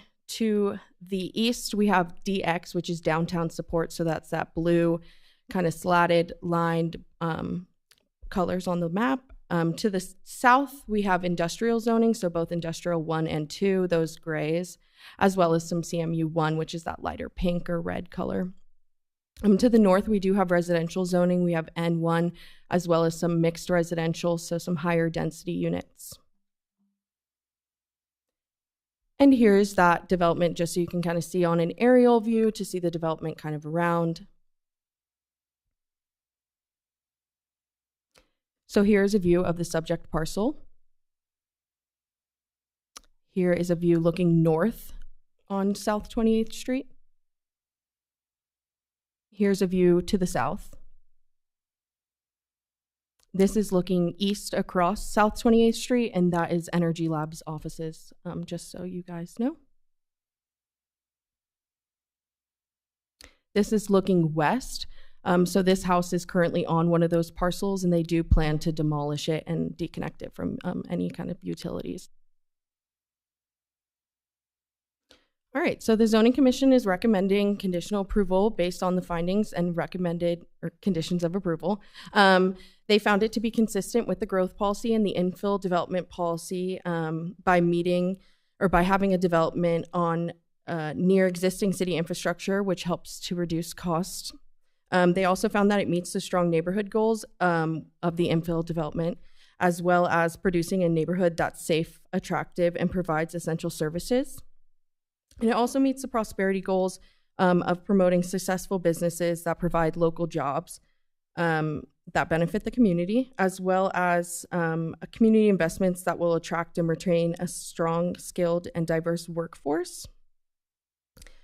So this is a well-planned site, like I said, on an infill lot. It's compatible with the surrounding uses. It will be minimized, impacts will be minimized through landscape buffering, fencing, and shielded lighting. And it's going to provide 40 off-street stalls that will reduce congestion in on-street parking in the area. So here are the conditions that we have established. They are pretty standard conditions. I will note, after talking with the applicants, or the agent, I should say, the landscape architect, we did determine that it would be better to place the bicycle racks closer to the building rather than on the street in the parking lot. So there was a change to one of those conditions, just of the movement of the bicycle racks. Other than that, like I said, pretty standard, just to build that 40 stall surface parking lot. It should be developed within the site, conformance with the site plan. They'll apply for all necessary permits. Then that bicycle rack condition I mentioned, which we would be moving to closer to the building just for the ease of the users on the bikes. No construction between or before 7 and after 8. And then just basically that all development will meet all parts of the code and that this will run with the land. So here is a site plan. So you can see their plans. They will have landscaping around all sides, and they're also replacing, there's an existing chain link fence that exists on the north side of the property. They'll be replacing it with a vinyl fence as well to just kind of help with that buffering. So here's just more a civil plan so you can kind of see, and just another kind of existing condition versus what they have planned. Do you guys have any questions? Questions for Tate? Councilmember Brupsis? Thank you, Mayor. Tate, do you have any idea of why north of the Energy Lab building right on 27th is a very nice grass area? The grass looks really nice, but why aren't they using some of that as parking instead of knocking down a house and Yeah. So this is kind of coming on the heels of a planned addition that they're actually going to build in that grass area. This parking lot is going to help with the required parking that will come along with that added square footage for the addition. So this is just kind of to mitigate it since they're going to be building on that lot. Councilor Great. So to follow up on that, it sounded like from the staff memo that the extra parking spaces were not necessarily because of the addition. They may add jobs over time, but they don't necessarily need those parking spaces for the addition. Is it accurate to say that they're creating those parking spaces because city has code that says you need so many parking spaces if you have a building? And I'm sure the agent can. Yeah, and the agent will speak more on it now. They have an already existing issue with parking. I believe they have a kind of a gentleman's agreement with the church next door that they're actually using some of their parking right now. It just gets pretty congested on the street parking for their employees. So that was kind of brought up as another reason why they need this parking lot to kind of help with that congestion of street parking and allow the church to keep their parking lot for their own uses when they need it. All right, I guess we'll ask for the agent when they're up. Thank you. Very good. Councilmember Shaw? Thank you. I really appreciate the landscaping around the parking lot. I was reading in the memo that it also includes lighting. Is that correct? I just wanted to confirm that. And then my second question is related to septed. Just from the drawing, it looks like a lot of trees and tall bushes, and I don't think anybody wants to create an enclosed space that where people can hide, and who knows what could happen after dark. So if you could just address those two questions, lighting and then septed of the landscaping around the parking lot. Yeah, so for lighting, there are proposed lighting that will be included. I believe it's going to be on the medians of the parking islands. And then as for septed, the landscaping was done in accordance to our landscaping code. So I would imagine that the trees and everything like that and bush height is all kind of addressed in our landscaping code to ensure that it's not kind of creating, an enclosed box of a parking lot. If it's not, we definitely should address it in the landscaping code. But I can't remember off the top of my head of what's in there. So thank you. Appreciate that. Yep. Very good. Thank you, Councilmember Neese. Yeah, Mayor, I guess I'll ask Wyatt this because septed's been talked quite a bit, but I'm not, I guess you can refresh my memory, but I don't think septed is in our landscaping code. That's something that kind of came after this code was developed, that the council has been kind of pushing this forward. And so can you speak to that? Because I agree, when I look at all this, I think this is going to get overgrown and it's going to cause some hiding places. And I'm concerned that the code doesn't address that. Councilmember Neese and Mayor and Council. So, and it'll be good to have the applicant's agent speak a little bit to the design, because to your first question, our current landscaping code, we don't regulate septed in our landscaping code. The city has not decided to incorporate that into any of our current regulations, building, landscaping, other code. However,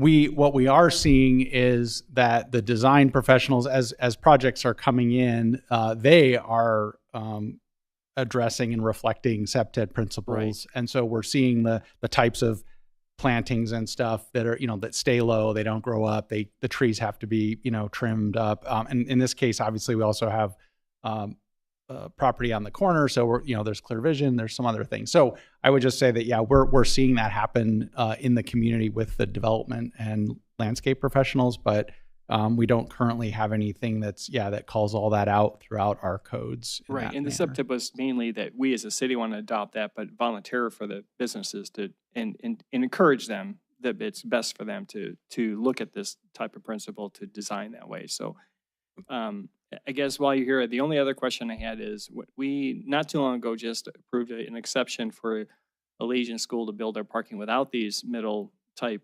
medians, because it adds expense, not only in the construction of it, but then the ongoing maintenance of this. Do we know how much this is going to increase their costs just to operate this parking lot? Because they're going to have to, now that their people are going to have to plow differently and charge them more because it's costing more to plow around these things. And then also what cost increase this design by having these center trees, and what kind of added cost is that to this development? Councilmember Neese and Mayor and Council, I do not know anything about that. I do know that they're part of the plan is within those two center parking islands is where their lighting is located also for the development. But they're meeting the requirements, and I'm not even sure if it's exceeding, but it's certainly meeting the requirements of our current landscape regulations. Okay, well, I appreciate that, and maybe this is what they want to do, and they're accepting the cost. I just think sometimes our designs are adding costs to projects, and I'm not so sure we can probably get the trees that we need, the landscaping we need around a project, without having to have that additional cost in the future. But if that's our landscaping code right now, that's what it is. I think we need to look at changing that if it's costing developers more to not only build, but also to maintain. Councilmember Neese, I think trying to balance that between, having the right improvements, also addressing, there's other things like stormwater and, management of that across properties. We do have requirements based on the number of spaces as well. So that all comes into play depending on how you're laying out your site. One of the things with the Elysian project was they were incorporating further landscaping along an area where they're going to continue to expand. So we were kind of dealing with a partially developed but ongoing project there versus this one where they're going to complete it and be done. But yeah, and again, maybe the applicant can speak to some of the design elements as well. Okay, thank you. Very good. Any further questions for staff?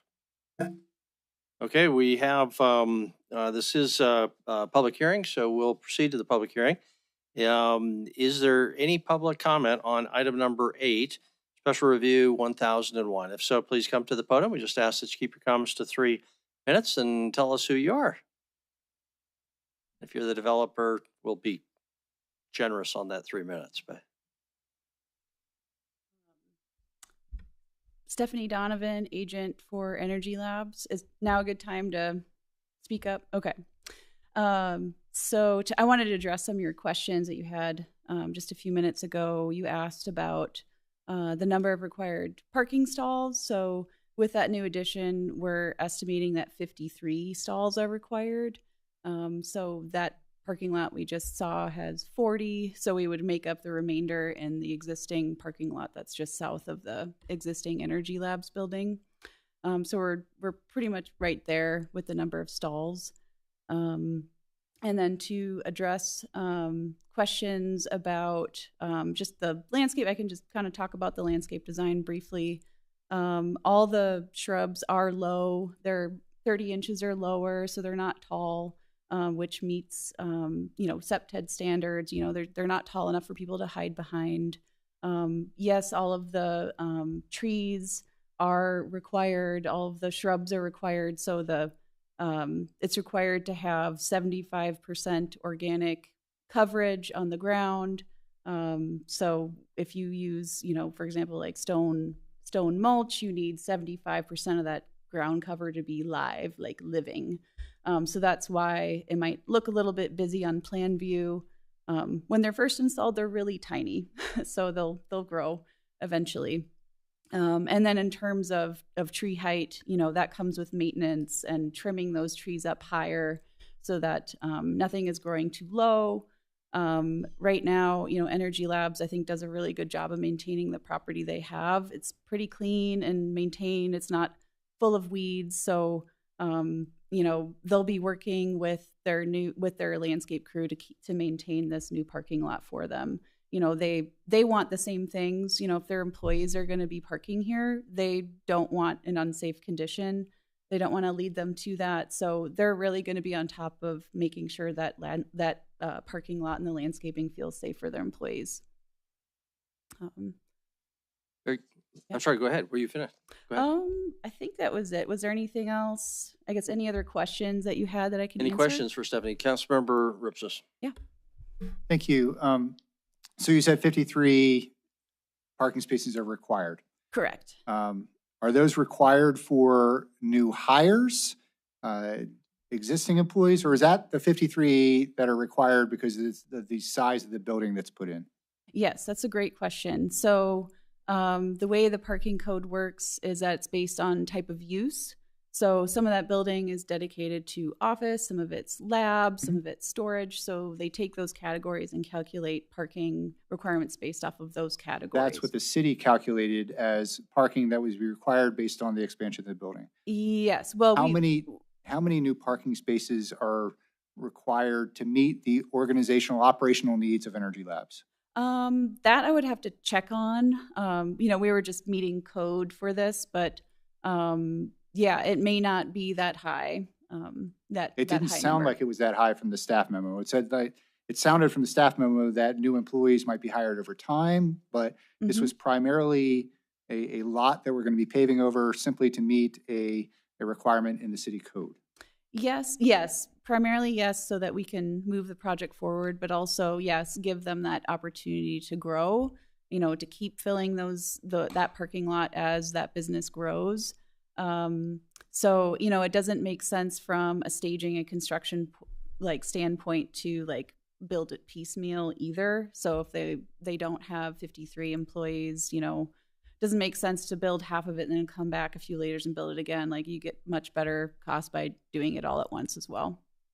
All right, thank you. Mm-hmm. Very good. Any other questions for Stephanie? Don't see any. So if you had anything else, go ahead, but if not, Um, we'll continue the public hearing. yeah, I think lastly, those islands were required, so we're putting them in. All the Mayor- trees are required, so I know you had a question about the islands, so. Mayor, I do Okay. have a question Yep. about Councilmember Neese? if you were, if that was an option not to put those in, would you design it without those? Would that be a better, is that less expensive for you to build and operate and maintain? Yes, it would be because it's less landscaping, a little bit less curbing, a little bit less, work, like, labor to form that. It might make it easier to plow. Potentially, I mean, this is just my opinion, Right. but maybe for the You size. don't have any cost estimates of what this is adding to the project The or future islands? maintenance? No, I Okay. wouldn't know that off the top of my head and without Okay, breaking thank it you. down. Yeah. Okay, Councilmember Gillick? Well, just I guess a follow-up question on that point. Would not the islands be helpful in reducing the urban heat island effect and shading vehicles and reducing,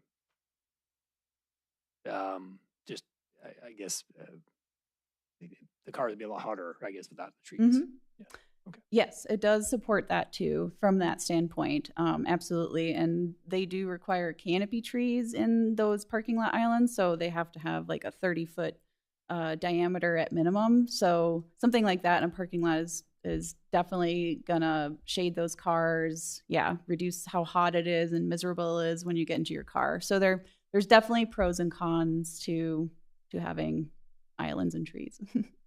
And maybe one further thing, it seems like best practices I've seen, design practices typically require that there be a certain number of trees spacing on parking lots of all sizes, I guess. And this one's maybe on the smaller end of those things, but when you have really large expanses of asphalt, does this seem like a best practice for design of parking lots? From that standpoint, yes, I would agree. I love being able to shade pavement as much as I can as a designer, and if I have the opportunity to place them in an area where it really optimizes that shade with that southern exposure, I will do my best to do that. Mm-hmm. Thank you. Yeah, thank you. Very good. Any other questions for Stephanie? Don't see any. Okay, thank you very much. Thank you. We'll continue the public hearing. Is there anybody else who would like to be heard on item number 8? Any other public comment on item number 8 before we close the public hearing? Any other comment on item number 8? No one's coming forward. We'll close the public comment period and look to council. Councilor Aspenleiter. Having conducted a public hearing, consider written and spoken testimony, I move to approve special review 1001 and adopt the findings of the 9 review criteria as recommended by the Zoning Commission. Very good. Councilmember Rogers, in the case you'd like to make the second. Either of you like to speak to your motion? No? No. Further discussion on the motion. Councilmember Rupsis. Thank you, Mayor. I'm just going to vote against this. I'm going to find for criteria number 1, it doesn't appear to me that there's really any business driver for this. This is not a fault of Energy Labs. It's a fault of our own policies requiring excessive parking. This is an area where there is tons of street parking, parking readily available within a block of this facility, and simply because they're putting up a new building, they're being required to pave these lots. I think that's exact opposite of good, smart infill development. And so I'm going to find against criteria number 1. Thank you. Very good. Further discussion. Councilmember Neese. Mayor, I think I agree with Tom on this. I think we're over requiring businesses and developments to do things that maybe isn't the best interest for the business. So I'm going to vote against this. I don't think it's something we can change tonight to say, well, maybe you don't have to do it, or maybe we need to relook at the code. But I think we need to send a message that somehow we need to review this so we're not causing businesses and developers to jump through and add more expense to their operations as they go to develop. Thank you. Further discussion on the motion? Before we proceed to vote, I'm just going to join the Lorax and speak for the trees. I like trees. They cool our area. They add value. They keep crime away. They keep property values up. I like trees. So with that, anything else before we proceed to a vote? Okay, if in favor of the motion, which is for approval, item number 8, please say aye. Aye. If opposed, say nay. Nay, and it's not against the trees. Yeah. With that condition. Councilmember Ripsis, Councilmember Dees voting in the opposition, all of the council members voting in favor. The motion passes. That concludes item 8. We previously adjourned item number 9 to a later date, bringing us then to item number 10. Denise, would you read item number 10? Resolution renewing the Citizen Police Advisory Board for 4 years.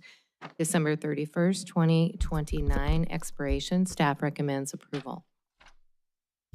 Chief. Mayor, Council, good evening. The Citizens Police Advisory Board was created in 2021 by resolution.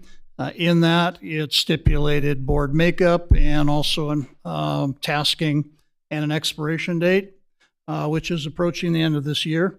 What was provided for you in the packet was a red line, a copy of the resolution, and then a clean copy for your consideration with some changes. Specifically, we do not have content experts in the area of Continuum of Care and Substance Abuse Connect. Those organizations no longer exist. And the board has simply requested 7 at-large members rather than specialty areas. And other than that, there are no other significant changes for your consideration. Mayor? Very good. Questions for the chief? Well, I guess, Chief, this is, who's making this recommendation? I don't want to put words in your mouth, but I'll put words in your mouth. My understanding is this is what the board itself was proposing with your agreement. Is that correct? That is correct. Okay. Further questions, Councilmember Boyette? Thank you, Mayor. Chief, as I remember back in 21, you were one of the people that advocated for this. That's correct. Has it done any good? Has it achieved what you wanted? Is it good, bad, or indifferent? Please give us your opinion. Certainly there has been some progress, council member. If you look at the duties of the board, recruitment, retention, crime prevention, community support and engagement, and data collection, they've worked tirelessly to provide that. If you recall, the onset of this committee coughed and sputtered. We had some delay in appointments. We had some resignations. We had some no-shows. Took a little while to get up and running. But once they did, a pretty significant, impressive body of work. They also presented to this body, I want to say in March, April, of the progresses on that. And from my point of view, what I would say is that it provides yet another avenue for citizens to learn about the police department. We've had people bring complaints to the Police Advisory Board. It has given them an opportunity to learn about the police department from our staff as well. They put together a safety campaign, which is on the city's website and the department's website. That too kind of died on the vine for the time being with the loss of the city's PIO. They were leaning very heavily on that, so working on that. From my standpoint, council member, what I would say is that they have validated, in my opinion, what it is that we're doing across the board. We're doing the right things the right way. They bring fresh ideas. Some of them are way out there. Some of them are doable, but nonetheless, that's what you want.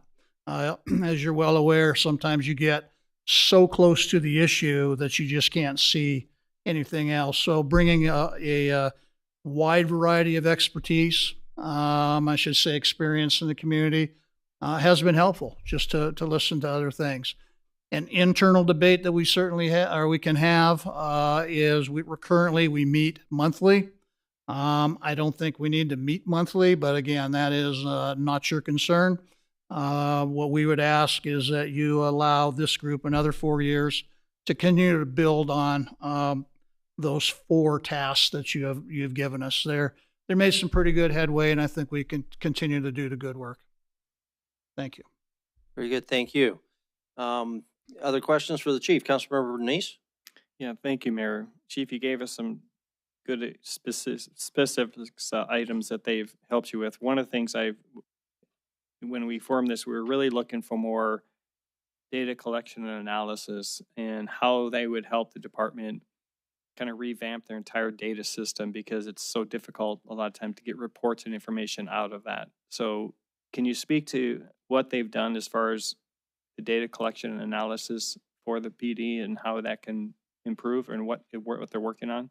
And Chief, sure. before you give your answer, which I obviously encourage you to do, I'll just ask Jordan Weber, who was just added to the board. That's his expertise. And so that was one of our goals. So I'd like to ask that same question to him when you're done, but I just want him to be aware he's going to be called on. So Chief, go ahead. Thank you. And I will defer to Mr. Weber.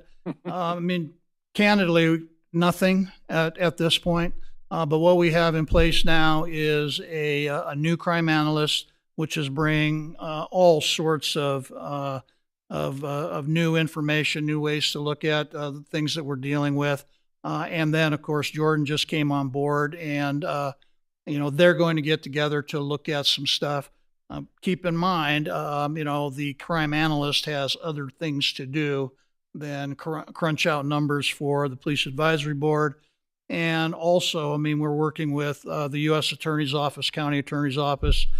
Just had a hour-and-a-half conference call with a University of Michigan professor to really refine our Project Safe Neighborhood, which is essentially a program going after the worst of the worst of violent crime. And our crime analyst is key. There's nobody else in the county that can do that type of work. And I'm afraid he's going to turn into a PSN crime analyst, which I already said that's not going to happen. He supports the PD operations. And so, looking forward to him working with Jordan on stuff. Again, a different look, fresh ideas of what it is that we're doing. I'm looking for validation, or are we doing things the right way, or more efficiently and effectively, which goes right down the old CPSM report. That was the whole gist of that, and we want to build on that. And Mayor, if there's no further questions for me, Your Honor, I'll step aside and just don't go too far away. There may be some other questions. Before he in just a leaves the second. podium, I had one more question for him. Sure. And this could help maybe set Matt up to talk about it. But so, Chief, if I were to ask you for a report like I did several years ago, it was probably 3 to 4 years ago. In fact, it was probably when you formed the committee in 2021. But is it still going to take 2 days and 2 or 3 officers, half a day each, to get a report on stolen guns in the city, or is our data still that cumbersome to get? No, we should be able to get that. Again, new personnel working on it, refined system. So I think we'll be much more efficient than that. Okay, that's really helpful. And I may ask you for that report because I heard that there's kind of an uptick of stolen guns coming out of vehicles here recently. So thank you. Very good. Thank you. And I just want to welcome Jordan, Assistant Police Advisory Board. Jordan, I wonder if you could tell us just briefly a little bit about your background. You've only been on the board for maybe a meeting. So 2, and then I missed one. Okay, so we're not going to have expect a lot of detailed analysis from you, but you might have some ideas where you think we could be helpful, and we might have some other questions for you. So, okay, I'm happy to help. My name is Jordan Weber. I have my master's in psychology from Montana State University, Billings, and just shy of 10 years experience in various data professional roles, working for nonprofits focused on addiction recovery, and then 5 years with Billings Clinic, and then a few years freelance on my own.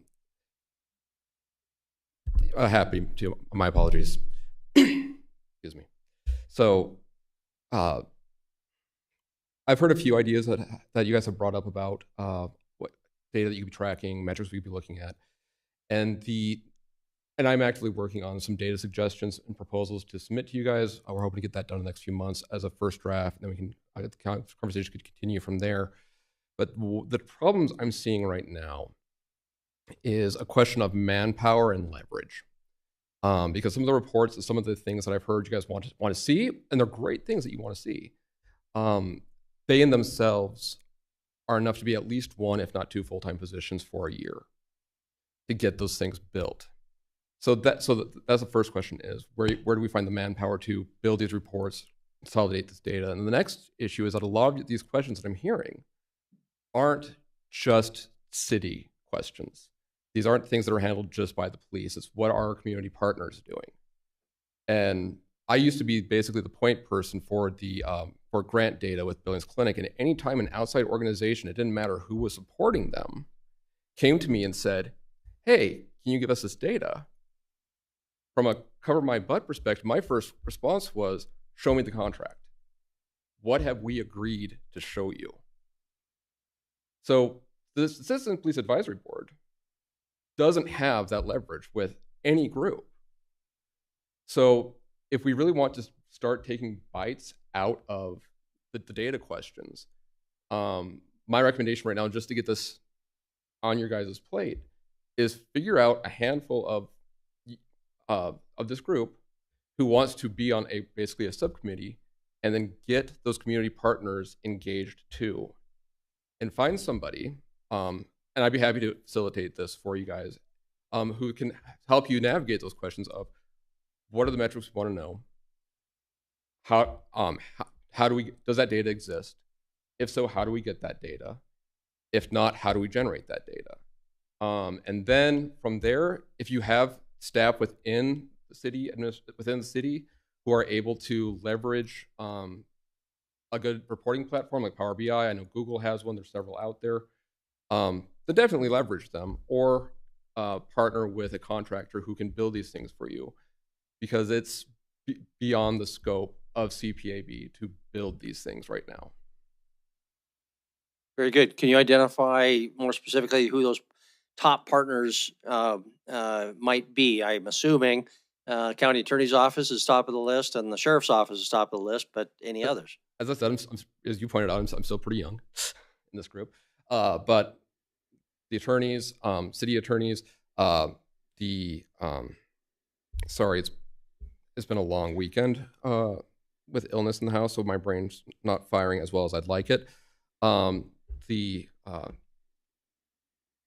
Mayor Cole, if I may, as the chair of the Citizen Police Advisory Board, I'd love to help out with some of the plans we've been making around that area.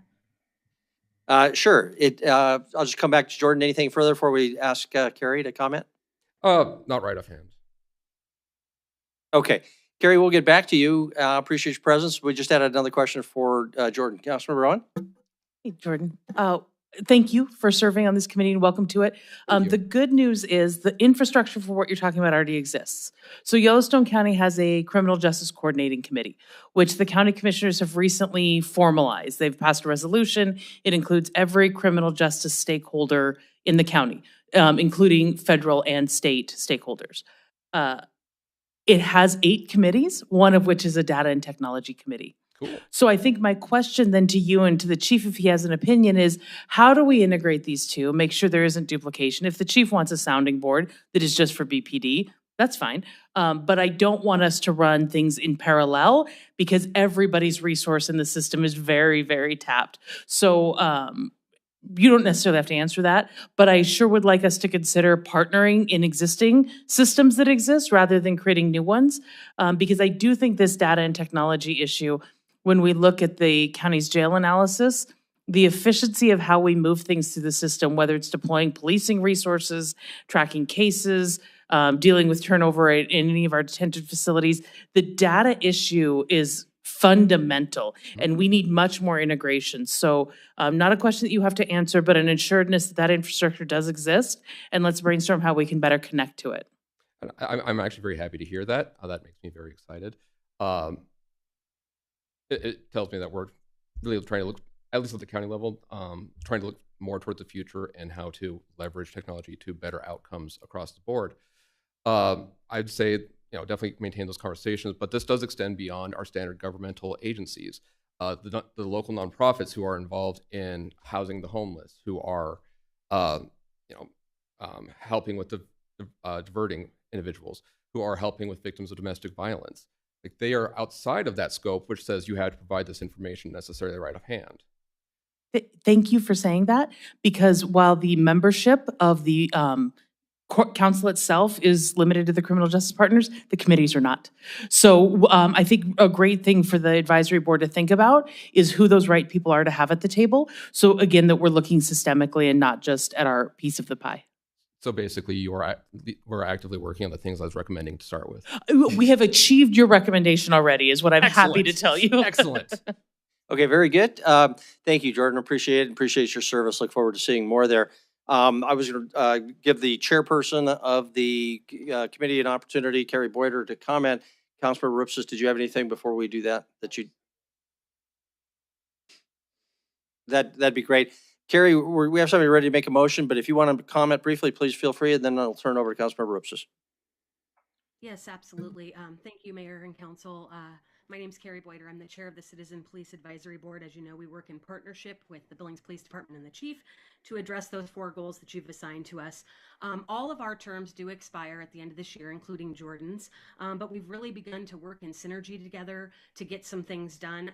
As you heard the chief say, the last 4 months we're planning to dedicate to data collection and analysis, Councilmember Neese, as well as the workplace recruitment and retention. Jordan did put together a data plan that we are planning to look at and hopefully bring to you all, as well as the other thing we're working on is the safety campaign. So we want to be able to Councilmember Rupsis's point earlier in the meeting, we would like to be able to apply for some funding from that allocation to help with the community outreach that we weren't able to do once the PIO left. So we don't quite have the budget piece of that together yet, but we do have some deliverables and ideas, and we hope to bring that to you forward as well before the end of this term.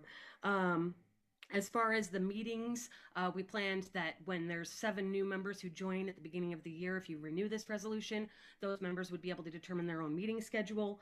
And I think that answers all of the questions that you had that I could answer. But I'm happy to answer anything else you may have.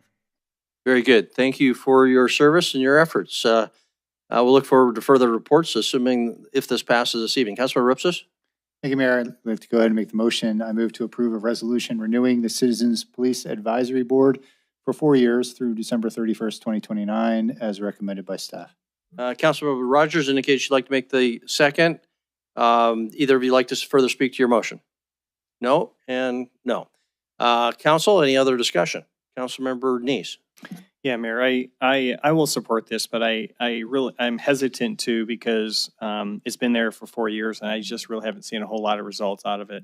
I'd prefer to only go another 2 years to see. It sounds to me like they're finally ramping up some stuff. If they were actually to be successful in the next couple of years, then to continue it on. But I don't think there's appetite to change that. So I will support this, but I encourage the council members over who will continue on here to really hold this committee accountable. I think they can do some great things for the city and the police department, but in our community. But I think it's the first 4 years it's all we heard was excuses of how they ran into trouble getting started. So maybe they finally get started. Jordan, I'm excited to have you on there. I hope you don't leave because I think you've got some good ideas and maybe can move some of those things that I'm looking forward to through this committee to come forward. So thank you. Very good. Any further discussion on the motion? Okay, we'll proceed to a vote. Motion is for approval. Item 10. In favor of the motion, please say aye. Aye. Aye. If opposed, say nay. Councilmember Asplander votes in the negative. All other council members vote in favor. Motion passes. That concludes item number 10. Thank you very much. And again, thank you everybody on the commission who's been with us this evening. Thank you for your service. And stay tuned for the next 4 years. We'll move then to public comment on non-agenda items. If anybody's still with us who would like to comment on something that was not on our agenda tonight, this is your opportunity. Is there any public comment on non-agenda items? Any public comment on non-agenda items? So you know the routine. Please come forward and just ask that you tell us your name and keep your comments to 3 minutes. And speaking of that microphone, hopefully that's working. I know it wasn't last. Let's give it a try. That sounds great. My name is Paul Clark, Ward 1. Councilman, Mayor, I would like to find out, did we get any response from Governor Giaforte about the swamp that's at the underpass? Do we know anything? If not, we have a lot of people that do a lot of septic tanks that gladly would fill that up with a lot of that disdained water, perhaps drop it off at the federal building or the state capitol and let them deal with that mosquito-ridden problem. Another thing is, what are we doing about the 6th Street underpass itself? When it does rain, even a half an inch of rain or less seems to flood up. We just spent $4.5 million for this construction. Is it doing any good? I don't think so. There's still water there. The other thing is, what do we know about the Yellowstone Valley animal shelter? Are we still letting the police department, the state, the feds use an incinerator built for animals to be incinerated, not dangerous drugs that emit fumes into the city that is right in the middle of the city? Over 100,000 people could be affected by some noxious gas. That would be number 2 that my comments are about. Number 3, listening to the problem with the Energy Lab and about how they were some sort of code that has to have a paved parking lot when you can go 3 blocks over to the west, and there sits the sugar factory, and they have a 200 people parking lot that is dirt, gravel. So why are you making a company that is barely 50 people at most compared to the sugar factory that has well over 200 people, and they are parking their vehicles in a dirt lot? Those are the 3 that I got. Another thing is, let's not forget about Charles Kirk and his religious beliefs and how he was prosecuted for for the First Amendment. I don't think the people that argued with him realize what they had until now it's gone. So don't let this like a public forum for me or anyone else that would like to come up and address. But again, this is more about learning how to deal with civic duties. And I, for one, am learning how to deal with civic duties. So I'd like to, that'd be the number 3. You guys, it's political season. I see there's a couple people up here running for mayor and other council jobs. Mr. Ed, I know is not going to run. There's a debate coming up. Maybe we can make note of, let's get some people to come up and, again, let's do our civic duty and try to get people to come up and ask questions and listen to the debate. That's all I have. God bless. Very good. Oh, that was good. Good timing. Thank you very much. We'll get, I don't have any information for you about the 6th Avenue underpass. We'll get back to you if we can, if we do. Any other public comment on non-agenda items? Any other comment on non-agenda items? No one's coming forward. We'll close that period, move on to our last items, which are council initiatives. I think I'll just turn over to Councilor Ripsis. All right.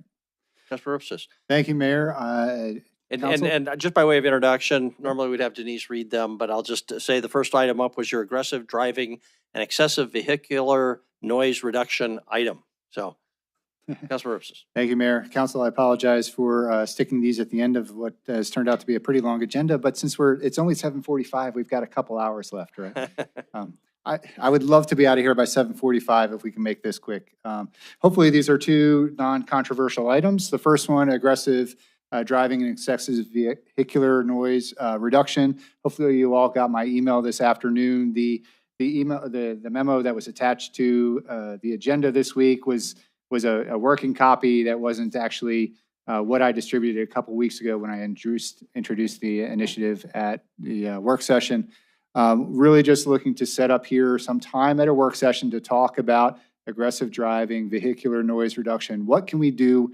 Understanding that law enforcement will always be a component of this, what else can we do? What can we do from an environmental factor, from a technology factor, from a legislative factor, to help move the needle on this problem in our community? So we've all heard from our constituents in public comment here and outside of these meetings that this is a problem. We need to address it. And honestly, I don't have a set of solutions. I think the only wrong answer is we can't do anything about it. So hopefully with that, I would move that we would approve my initiative for aggressive driving and excessive vehicular noise reduction to set up time on a work session to talk about this. Second by Councilmember Owen. Discussion on the motion? Is there any discussion on the motion? Before we proceed to a vote? See no little yellow hands. So, Councilor Bernice? Yeah, this is going to be citywide because I know Main Street, I hear Main Street all night long on the Absolutely. weekend. So there's lots of places around our Mhm. city it's doing that. So, all right, thank you. Okay, anything further? Okay, the motion is written before you. You got a copy distributed before. If in favor of the motion, please say aye. Aye. Aye. Aye. If opposed, say nay. Motion passes unanimously. Next one. Thank you, Mayor. My other initiative is simply to codify the HB 231 levy adjustments. As we discussed a couple weeks ago when we passed the FY 26 final budget, we had 34.71 mills that were had been budgeted for general fund and public safety and Met Transit and library. But we had a lot of discussion on that and ended up not, with a lot of that discussion talking about, well, in future years, we could have some flexibility in how those are allocated. And I think it wasn't anybody's intention to set up this kind of slush fund that could just be used willy-nilly by future councils, assess all 34.71 for Met Transit or for public safety or for parks or for whatever. I think everybody is aligned that those mills should be basically proportional to whatever voters have already passed, and to stick with the intention of the voters, and also while also complying with state statute as much as possible. So what I've proposed here is an ordinance that would go in, so it couldn't just be overridden by next year's budget resolution. If future councils want to change city code, it's totally possible. It just takes a bit more of a hurdle than just passing another budget resolution. So with that, I'd be happy to take any questions, but I'd ask that we move staff to draft, modify, update the proposed language and bring it back to us for approval. Is the motion clear? And if so, is there a second? Second by Councilmember Gulick. Any further discussion? You've addressed it, Councilmember Boyette, Councilmember Owen. And I should just ask Councilmember Gulick, you had the second. If there's anything you want to comment on before we hand it over to us. Okay, Councilmember Boyette, Councilmember Owen. So my one thought is bring forth an ordinance. Could we say an ordinance and or resolution based on discussion later on down the road, depending on which one ends up to be the better one? I've talked to the city attorney, and the city attorney thought perhaps a resolution would be a better solution to an ordinance. That's just a question, Tom. Thank you. Happy to address that. My thought with it being an ordinance is that if we were to pass a resolution saying this, then it could be simply overridden by next year's budget resolution that just allocated the funds differently. Whereas an ordinance would have to go through a process of reverting or changing that ordinance in order to do the budget differently. So that's why I don't think a resolution is sufficient to kind of lock that in. But, and I'd be happy to take Gina's thought on that. But it seems to me that any kind of resolution we might pass might be easily overwritten with a single vote. You're asking Gina to comment? Certainly, if she'd like to weigh in. Thank you, Councilmember Repsis. Mayor and Council, I simply advise that it seemed to me that this was more of a policy statement, which seems to be more appropriately handled through a resolution. But it certainly could be codified if that's council's wish. Okay. Councilmember Owen? Thank you, Mayor. And then I apologize, and then Councilmember Shaw. So go ahead. Okay, thank you. No surprise, I'm going to oppose this. And I fundamentally disagree with the categorizations here. There's a couple of key points that really bother me. First of all, I think, I don't know where we'll end up on the final language, but the whereas clauses here, couching any part of this as the will of the voters is, to me, nonsense. No voter that I know of asked for this provision in SB 231. Almost every single elected member of the legislature from Yellowstone County opposed this. So those of us on city council who've had concerns about this, the legislators who unanimously opposed it, characterizing any piece of this bill as the will of the voters in Yellowstone County, I think is disingenuous. Secondly, I think that I think we can all agree that the language with respect to our charter cap is very poorly drafted. It was drafted very quickly. It is open to widespread interpretation. I think we have an obligation as council members to interpret that where there is discretion in the way most beneficial to the taxpayers of this community. And that means allowing us to comply with the law appropriately, which says raise revenues, and we did, and then allocating in a way that actually follows the voters' priorities that we understand on an annual basis.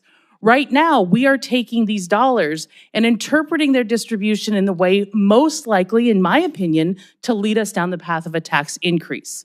Because if we sort these out, we don't have to levy them every year, but we certainly could not put them elsewhere, which would put us in the weird pickle of potentially not levying transit or not levying library mills, but then having to go to the public and ask for public safety dollars. When in fact, we could have just simply had what is functionally a second general fund, not a slush fund, but we are directed to raise these revenues. We allocate revenues in the general fund every year in the budget without it being a slush fund. And here we are taking away the discretion and interpreting this bill in the most narrow, most disadvantageous way to the taxpayer. And I think that's wrong. Thirdly, we have this unknown question of what happens with transit. And certainly, once something is an ordinance, it could be amended, it could be repealed, as Gina has correctly advised, but we will have given it a color of money that then starts to look disingenuous when we pass an ordinance and come back and say, just kidding. If we're uncertain about the future, and I think right now we don't know what will happen with transit, if it will go with aviation or stay in the city. We don't know what will happen during the interim section, and God willing, we will get rid of this particular provision and come up with something much more reasonable in the 2027 legislature. This doesn't belong in the ordinance. We addressed it competently, clearly, and transparently in the budget this year. We can address it competently, clearly, and transparent in the budget next year, without laying the foundation of a future mill levy request. So respectfully, we hear a lot about how initiatives take up a lot of staff time. I think this is one where the juice is not worth the squeeze. What we accomplish here is not more important than what we do in annual budget resolutions. We can resolve this. We should maintain maximum capacity in uncertain times to allocate revenues appropriately without asking taxpayers for additional property tax increases. So I will oppose this, respect the work and the thought you put into it, but this is a hard no for me. Very good. Thank you, Councilmember Shaw. Thank you. I could make a case for this or against it. I think I can clearly see benefits and drawbacks on either side. So related just specifically to the discussion tonight, because I don't want to get too deep into the merits, is this being proposed to be put on a work session where we will then have a conversation about resolution ordinance, or is this being proposed to come back to us on a business session where we're voting it up or down? Mayor? Councilor Ripsis. Thank you. So specifically, I had thought this was going to be entirely non-controversial. I did not expect Councilmember Owen to make a passionate plea for her slush fund. So I had thought that council or staff would just bring us back an ordinance to pass. If we would like to have more discussion on it, I'm happy to do that. But I didn't think it was necessarily required. Happy to take any kind of feedback. I understand staff would want to, possibly tweak some of the language, that kind of stuff. If there's a strong feeling that this should be a resolution that could just be overridden by a single vote, then happy to consider that as well. But my thought this was going to be a very non-controversial topic tonight. So Councilor Ripsis, just to try to answer Councilor Shaw's question. Yeah, I thought it could come right back to us as not a consent agenda item, but a business, come back on a business session. So Councilor Shaw, that was not Councilor Ripsis' intent, but he's giving it to his staff, so I guess he's not opposed to it either. And he just agreed with his lack of opposition to it coming to a work session. So to be determined, I I guess. just want Council, to be clear, yeah, on what we're voting on exactly, because I do have some questions about it, and again, I don't want to get deep into the merits. I could address everything Councilmember Owen just said, but I think that's not the discussion we're trying to have right now. So I just want to understand, Tom, you got to be clear. Yep. Which is it that is being proposed? My motion was to bring it back to a business session. And that was what my motion was, to bring back an Would ordinance. you be amenable to changing that to coming back at a work session? Absolutely. I would feel a lot more comfortable with that. Yes. I Yep. hear, yes, initiatives take up a lot of time, but I think it's a little late in the day to be jumping on that bandwagon. Yeah, Because we've already approved a ton of initiatives that have taken up and continue to take up a lot of time. So I would support it if it comes back at a work session. Absolutely. I'd be happy to make that if Councilmember Gulick would be okay with that friendly amendment. I did speak with City Administrator Kukulski about this. He did not feel like it was going to take much of any staff time, significant staff time. So I share the concern about just loading staff up with additional initiatives. okay, we'll try to clarify that, and then we'll turn over to Councilor Raspenleiter. What I was hearing is this process of a friendly amendment that would allow or direct that a draft ordinance come back for future consideration at a future work session. And just so that we're clear, I am assuming, Councilor Ripsis, that the language of your motion is what you prepared in writing for us, which would then read, so I'm looking at the written version of the initiative, quote, I move to instruct staff to bring forth and I would insert draft ordinance to be considered at a future work session that describes the adjustments required under HB 231 and ensures the relative allocation of those adjustments across various city funds remains consistent with voter intent, recognize that issue, in future budget years. So that's a proposed motion. Councilmember Gulick, was that consistent with your intent? Okay, we'll call that the motion. And Councilmember Raspenleiter. Yeah, and I will plead pure ignorance at 8 o'clock. I've had a conversation with Councilman Owen, and then I was not there at the budget adoption council meeting, so I didn't vote or participate in any of that conversation. I had a conversation with Councilman Rupsis, and candidly, I have not dug into this issue. In my mind, this was clear that these things were going to go up and stay with those mills as they were adjusted up. I guess that was my interpretation. I have not done any work to determine that otherwise. I'll support a conversation at a work session to try to dig into this deeper and figure out where the heck I actually land on that, because I have not done any particularly worthy homework to have an opinion tonight. So I'll support it to have the conversation and try to get educated as to where I stand from that point. Very good. Any further discussion? Councilor Bernice? Thank you, Mayor. I guess I guess this comes down to some things I think we need to hash out at another meeting. So I think I'm going to support this going to a work session. But Gina, I just wanted to ask you, and you don't have to weigh in this tonight, but I mean, this ordinance is kind of pretty much written. Is this something that is going to take a lot of staff time if we decide maybe we want to change it or make modifications or change it to a resolution? I mean, how much time is this really going to take up from you and your staff to look at this? And just to be open, I mean, Thomas shared this with me before. I threw a couple edits in here. And so I've looked at this myself in the past, and I thought it looked pretty good, but Councilmember Owen brings up a couple of good points that I hadn't considered, and that's why we come to council to talk about different ideas, to hear other sides. Councilmember Bernice, I'm not sure that I can give you an exact number of hours or an amount of time that this is going to, that this would take my office. I realize that there's a draft here. I think that there is definitely some wordsmithing that needs to happen. So, but I appreciate that there's a pretty specific draft here to follow that gives me an idea of what you're looking for, what the initiative is intended for. So that certainly expedites the process, but it'll still take some time because there's the format, the drafting, it's not going to be 15 minutes, but it shouldn't be like 8 hours either.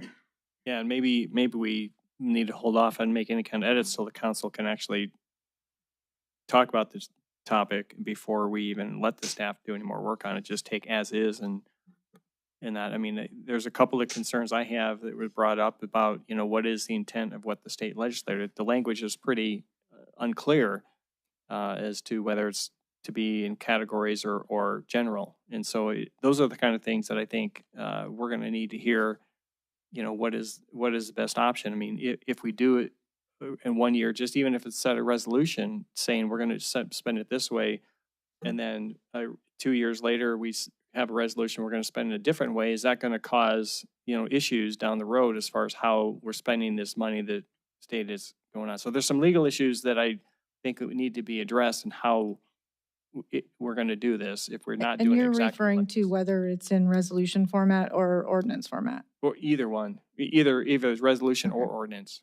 Yeah, I mean, if we codify it in the ordinance and then 2 years later we change it, is that going to cause some problems because it appears to have tied it to these original mills that were passed by the voters, or even an ordinance that could suggest that it ties it to those now? And I'm not so sure that's what the legislator intended, because it's not clear what their intent was, other than to make sure we raise the same amount of money as a city overall, $55 million. Okay. Any other discussion on the motion? The restated motion is clear. I will comment, I'll personally support it because I support this result. I agree that the voters, they don't really care about the exact mill levies, the numbers, right?